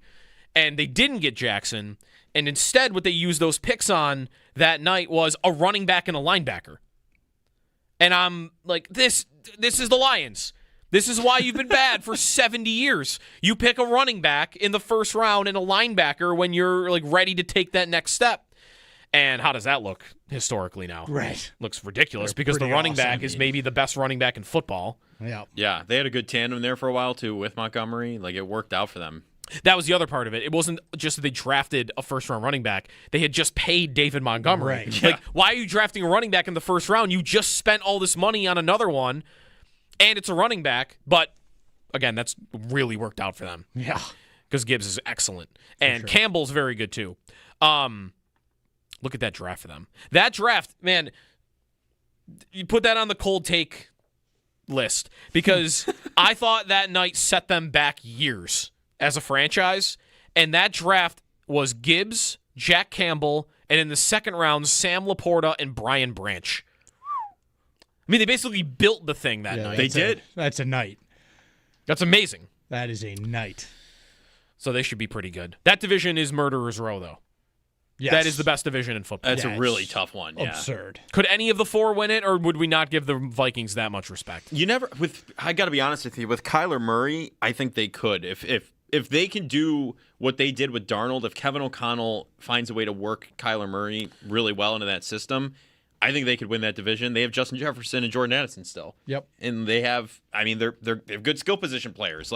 There's nothing they're really missing all that much. The defense is also excellent. Yes. The roster around the quarterback is very good. I love the coach, and the quarterback is okay. He's my only question about them.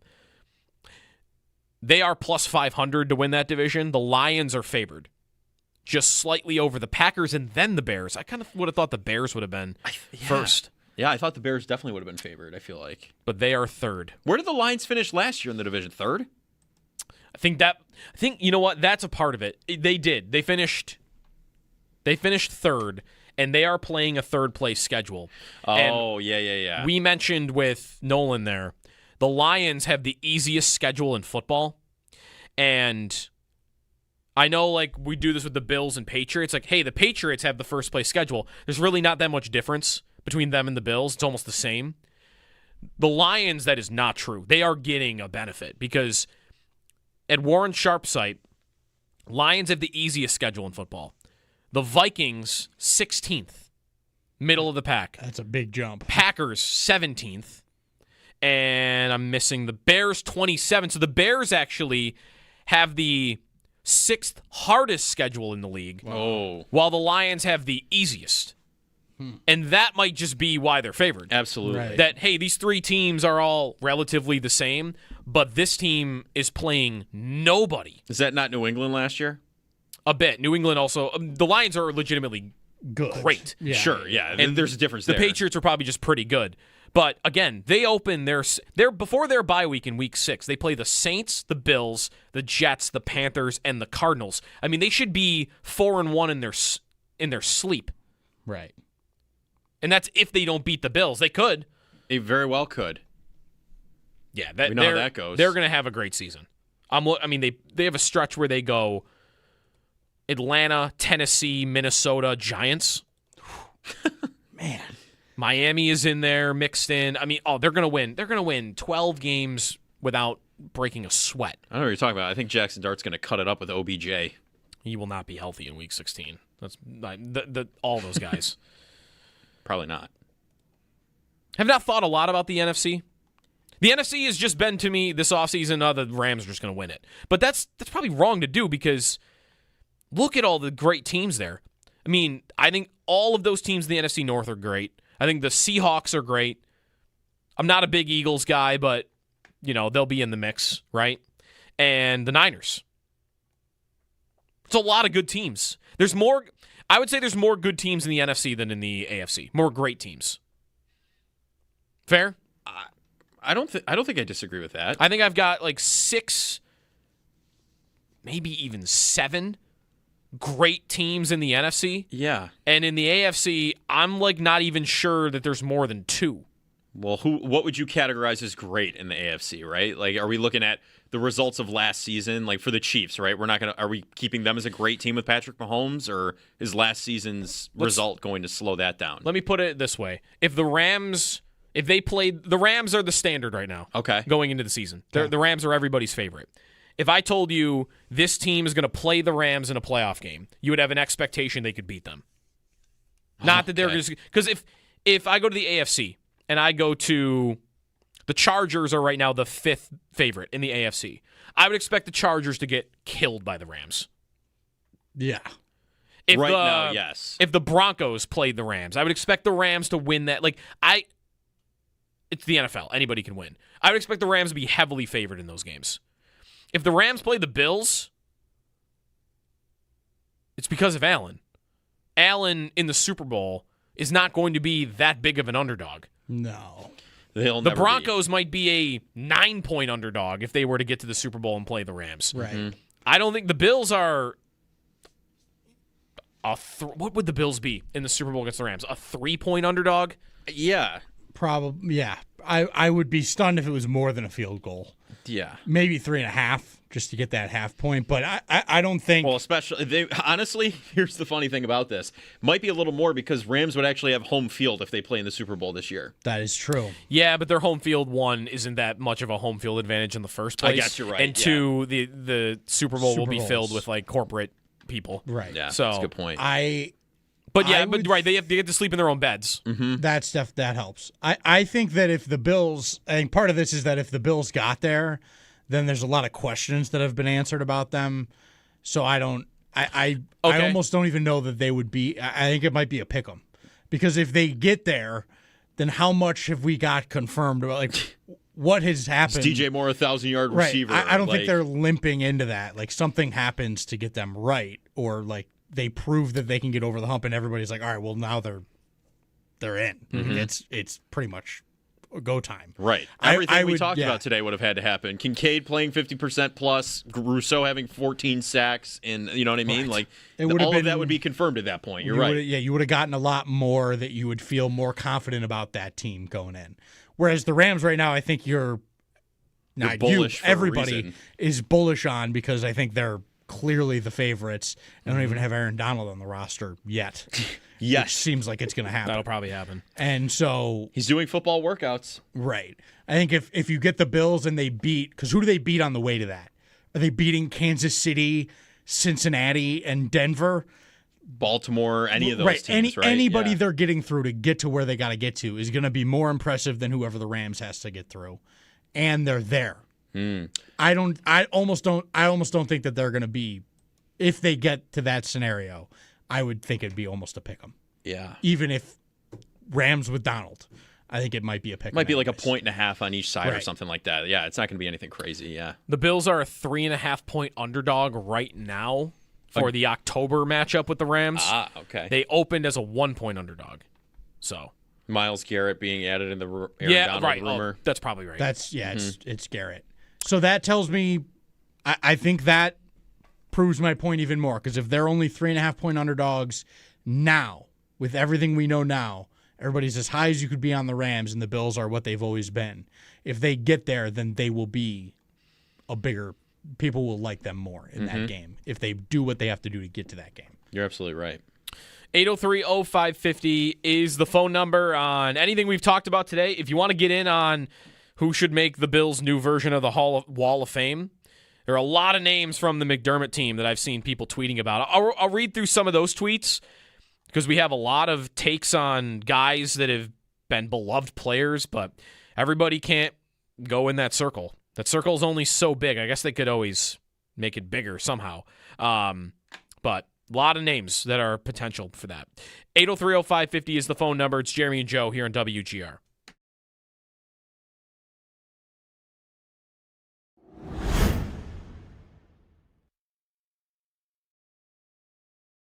The number one person this is the big year for, Joe, is Keon Coleman. Right. I mean, this is it. I mean, I don't think there's anybody on the roster you could point to say that. I want to kind of compare it to Kyrie Elam in a way, right? And I know that he's been better than Kyrie had been. Mm-hmm. But we all kind of knew that if you get to that fourth-year contract with 1 year left on your rookie deal and you're really not performing, like they're going to probably move on from you in some capacity. They can do that. They can get something for you. Otherwise, it's just playing it out or whatever. Like, that's next year. So after this year, he has 2 years left on his deal. If he shows that I can play in this league and you can rely on me, you still got a year on him. Now you got to start to think about what the future looks like. If that doesn't go well this year, he's got 1 year left on his deal. It's an easy to get out of. You can try and move him for something. I mean, I think that it's a monster year for him. When the only tight end on the field in 11 personnel is Dawson Knox, the Bills ran the ball about 58% of the time, which is pretty average again around the league, okay? Mm-hmm. However, when Dalton Kincaid was the only tight end on the field and the Bills in 11 personnel, threw the ball 58% of the time with Knox. Yep. With Kincaid, it's close to 80. He's the highest in the league, Joe. Right. So of all tight ends in the entire NFL, if you take 11 personnel and say that's the only tight end on the field, the Buffalo Bills' Dalton Kincaid had the highest rate of passing the ball when he was the only tight end on the field for his team. That's called predictability. And I'm sure the Bills want to get away from that predictability. But they can only do that if Dalton Kincaid can be healthy and a good enough blocker in those situations. So I believe that if he's healthy, they want to do that, if that makes sense. Mm-hmm. That is, I found the other correlating stat when they're in 12 personnel. This is also from Ryan Paganetti. That when Knox and Hawes are the two tight ends on the field in 12 personnel, they have the lowest pass rate of any tight end duo in football, 28%. And compared to that, Knox and Kincaid, when they're on the field, are throwing the ball 70% of the time. That's almost like, I know you don't want to be predictable in that way, and I'm sure the Bills would be hoping that they can get to a place where, a defense doesn't know what they're going to be doing, whether Kincaid's out there, where Hawes is out there, where the Knox is out there. But at the same time, it's almost incredible that a defense would probably know what you're going to do going into a play, and you still had an offense as successful as you had last season. So basically what you're saying, I'm going to find this. I'm looking for it right now. I see it. Knox plus Hawes equals 28% passing. That's the lowest in the league. Right. And then Knox and Kincaid, 70. That looks like the third highest pass rate. One of the highest. Yeah. That's wild. So, but I would say this for Knox and Hawes, I think that's one of those situations where the Bills might not care to be as predictable. Right. That's what I mean. They right? don't care because they're still they're so good at it. It's they're coming, so and we're still going to run for 5 yards of carry. That's right. That's what you said. That's right. I agree with that.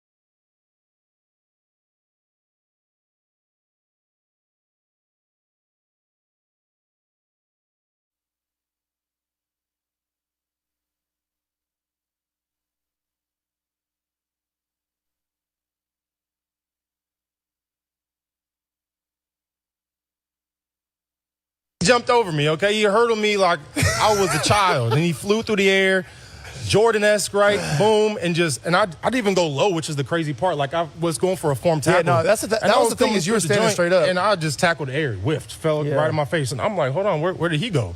He's still running. And I think Stephen Weatherly ended up tackling him. I remember this very vividly.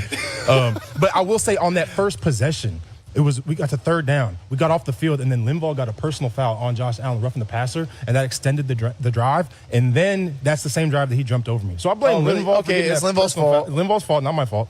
Love Linval. Taking no accountability. We've made a lot of plays behind Linval, so hey.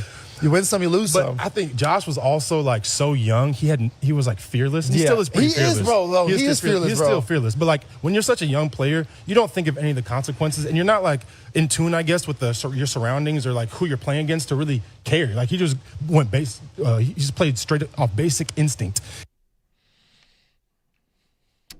Anthony Barr, former Vikings linebacker who Josh Allen leapt over when he arrived in the NFL. You know, if the NFL had a logo like the NBA, I think that would make a pretty good candidate. Oh, yeah. Wouldn't it? Have you seen all the Air Allen merch everyone around here's made? Yeah. That'd be great. I've got a Christmas tree topper of that. Of the Allen hurdle? Allen hurdling. You've got one It's right good. behind you, a different one. Yes. But he's hurdling someone. It's true. That was the one of the chief. There's It's a multiple different- chief hurdles. Multiple chief Yes. hurdle. It's That not, one that one might be better because the really strong. Yeah. or he's holding the football like it's a boombox on his Right. shoulder. That looks like. Or Tage with the case of beer he snuck into the Olympic Village, if you saw that Right. imagery as well. Similar vibe. I made in college, I made a screensaver for my laptop, and it was everyone diving to tackle him, and it's just Allen on top of everyone he's ever hurdled. Yeah. There's the I've fact seen that we that. can even make that is crazy. It is. Your What else quarterback's would just be- jumping over people. What else would be a good candidate for that? Like the Jerry West is the logo in the NBA. Yeah. What would be In the NFL's equivalent if they were like gonna announce, hey, we're gonna make a logo with a player involved like that? Mahomes is totally horizontal throw. That might be too crazy, though. Yeah. Like, I think it's probably, if it was going to be anything, would just be a silhouette of a quarterback throwing the ball football from behind. Like, Yep. so you get sort of the body and the arm. I would think that would be the only Yeah. Like maybe a the silhouette of a tackle or something. Odell catch. The The Odell, Odell one. catch would be real. Yes, That's I like your, that a lot. That's your pick. The Odell catch, The 100%. Odell sort of leaning back all the way. Mm-hmm. That's probably your. What about like the Gronk spike? That's a very common motion. Yeah. A lot of guys do the spike. So you could say it's an all-inclusive. Yeah. Like, hey, this is you believe who you want this. Who this Right. is. Or the Deion Sanders high step. Could you get that though, where you could actually like see what it is? Right. I think you could. Allen hurdle's pretty good. It is. Does the other person have to be included? Unless you could make it look like he's hurdling like the logo. Right. Basically, what am I doing here? I'm replacing the football in the NFL logo with a player. Right. With a player doing some sort of thing. Yeah, okay, that's what I want to do. I want to replace the football in the NFL logo with an action of a player. And I think the Allen hurdle, if he's like jumping over the NFL. Yeah. Yes. Watch. If they do this, watch it be Tom Brady holding a Lombardi trophy. No, get Brady out. Out. I'm not saying to put him in. I'm not saying to put him in. He would want to be in. He'd be just offended if he wasn't. Might smack Logan Paul. Couple tweets. The David Tyree helmet catch. Oh, yeah. Okay. The Dwight Clark catch. I think that one is called the catch. Right. That's just the catch, isn't it? Ooh. Beast Mode did something goofy, didn't he? Where he had a ball in his arm like that, and he we're not jumped doing back. that one. Oh, We're yeah. not doing that Come one. on. He got fined for that, I believe. That's right. Yeah, He did get and fined. we're about to get fined for it. Yeah, too. I didn't do it. Just mentioned it. Yeah, I think the Allen hurdles. It would be a candidate. Yeah, I think top three's it's definitely in the top three. Do we like the NFL logo? They could just keep it the same and it's everyone's fine, right? It is kind of perfect. It's not really. I don't like the NBA logo. I know it's classic and it's Jerry West, but it just looks so old basketball, the way that the way Jerry West is dribbling. Right. I would change the NBA logo to something more modern. Yeah, even if it's Jordan, which is still 30 years ago. The NHL shield is pretty basic too. I want the. This is not just me saying everything vintage is cooler than what we have now, but I think the NHL should have never changed from the orange and black. Oh, it was so cool. Yeah. Now it's the red and blue. It is pretty basic though. It's so basic and silver, and it actually, you know what? By far the worst of the league logos, which should not be that. The NHL? It's the only it's the only logo where if you weren't a big sports fan, you'd have no idea what sport it is. No clue. There's a football in the NFL logo. There's a basketball player in the NBA logo. There is a baseball player in Major League Baseball's logo. I guess the MLS might not have anything soccer on it. Sure. They used to have that really dumb logo with a foot kicking a ball. Hockey, nothing. You could convince me if I didn't know anything that this was a jousting league logo. The NFL? Yeah, or no, the NHL. Oh, NHL, yeah. It's just a shield. I don't know. Whatever. Don't need to change everything all the time. Give me Tage winding up for a slap shot as the NHL logo going forward. Just go back to the orange one. That doesn't actually help the hockey point here. Right. You could. I feel like the NHL could also just make it the cup. 100% they could do the cup. The cup in the logo, or just make the cup the logo? The cup the logo. The logo for the Stanley Cup playoffs, the patches they put on the jerseys, that could easily be the league logo. You know, that's a good thought. It's maybe even if it was incorporated somehow.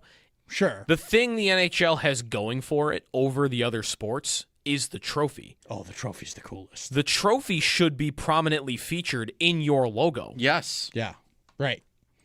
It is by far, I think, the most iconic of the trophies that we're talking about here, like the World Cup or whatever. But yeah, that trophy is the trophy, like that is it, and it's like it's a huge, like everybody touching it, who's going to touch it, like it's a very central character to the league's existence, whereas like the Lombardi isn't. The Lombardi is the Lombardi. It just it doesn't feel as significant to me. No, it isn't. No, it's a football on a stick. On it. Right. Yeah. Oh, what'd you win? You won the Super Bowl? I won a Super Bowl. You win the cup. I won the cup.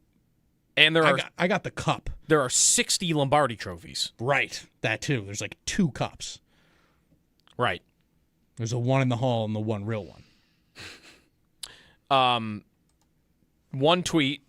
Jeff, the Barkley hurdle. The reverse hurdle. But the problem is you can't really... You're not going to get that. You know what you're It won't look like a reverse hurdle unless there's motion involved. But you know what the NFL would absolutely do is become the first animated logo. Sure. Oh, my goodness. They would the NHL could quickly follow with the Tage slap shot. He did it 5 times. That's true. Just have him keep It's winding a GIF. up. The logo is a GIF. Mm-hmm. Yeah. What about Derrick Henry stiff-arming Josh Norman? That could be on there. I think it's hard when you need 2 people.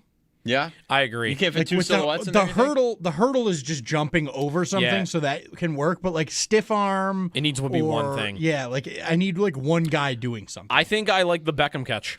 The Beckham catch might be probably the best one. I think the Beckham catch would be my vote. One more on this. The Premier League logo should be considered the best league logo. It's a lion with a crown on it. I mean, yeah, it's pretty cool. It is. That one you wouldn't know what sport it is. You would think you're going to like the zoo or something. Right. Yeah, if that doesn't tell you, they're trying to be the alpha sport with that. It's a lion with a crown. Mm-hmm. It's pretty good. That is pretty cool. 803-0550 is the phone number. Some tweets from our earlier conversation. The new Wall of Fame debate.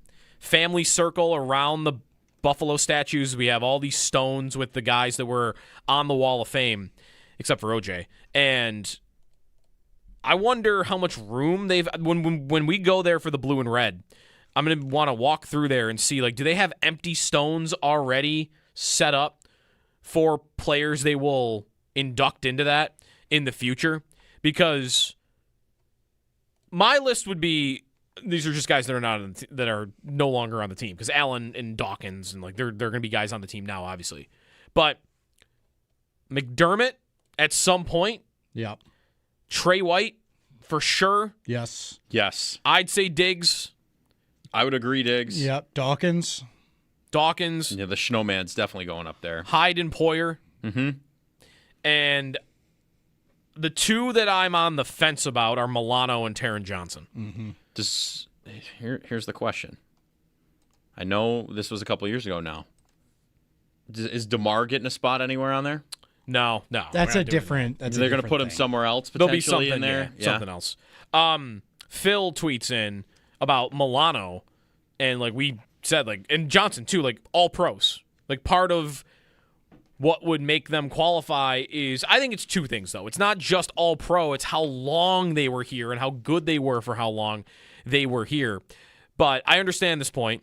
And he's like, "What? Well, why not then Jarris Bird? Why not Mario Williams? Why not anybody that's ever made all pro?" But it's when you combine it with a decade of being on the team and being a very good player. Bird, listen, I love Jarris Bird. I had his jersey growing up, and he was a second-team All-Pro twice for the Bills. It was 5 years for Bird. And the team not being good matters. Yes. Like, it has to. The team being a consistently good contender, I think, is how those guys will get on. Sal did make an interesting point, though, earlier that I think could be true, that if they go on to win the Super Bowl or multiple Super Bowls, then suddenly the legacies of guys like Milano and Johnson, without doing anything wrong, are just going to be outranked by others. I mean, suddenly, do I have room for a Matt Milano who didn't win the Super Bowl with me? No, he was a great player for a long time, but listen, here's Milano's not a good name because I don't want to compare him to a linebacker here. Right. But use Trey White. Use Taron Johnson.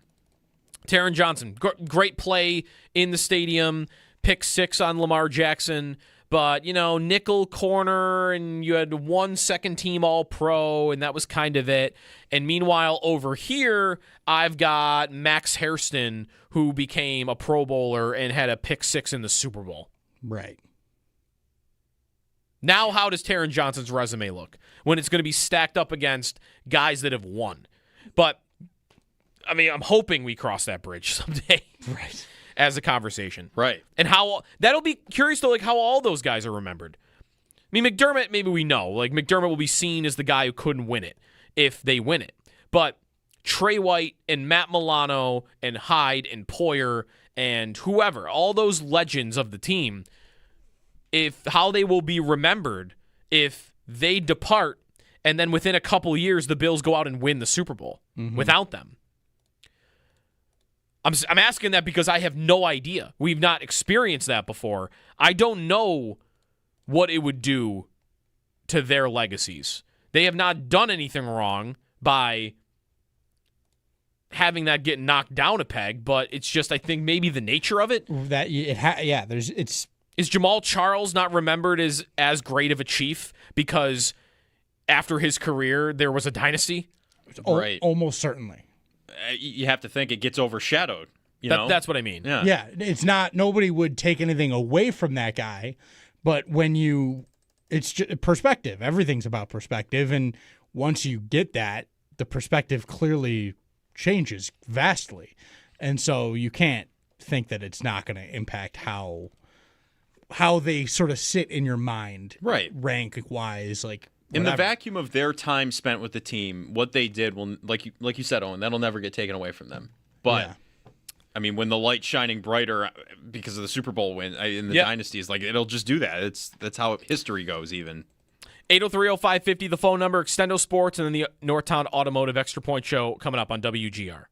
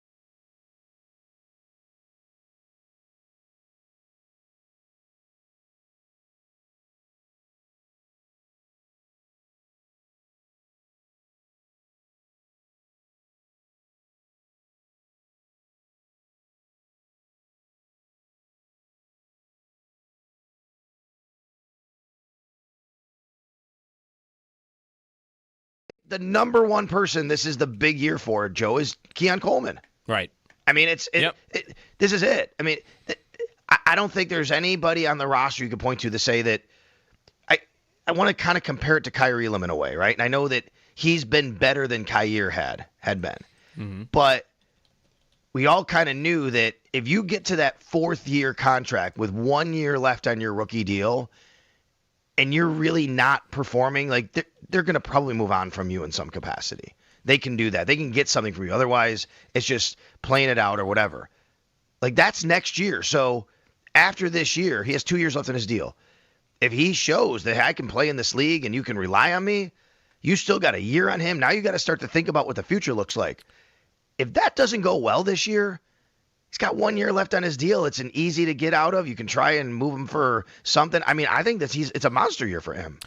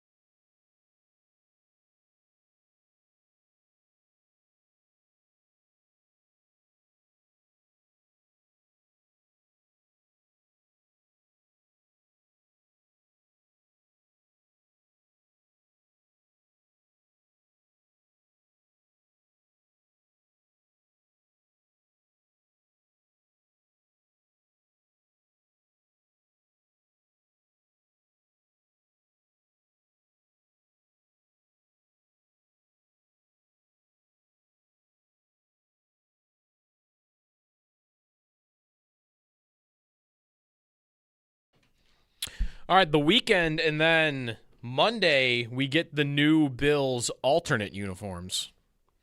9:30 on Monday. So, we'll experience that together. Yeah. Very exciting. I think we need to be together for that. If it's based upon these leaks we've seen, if it's similar to that, that's a scary thought. So, I'll just say this.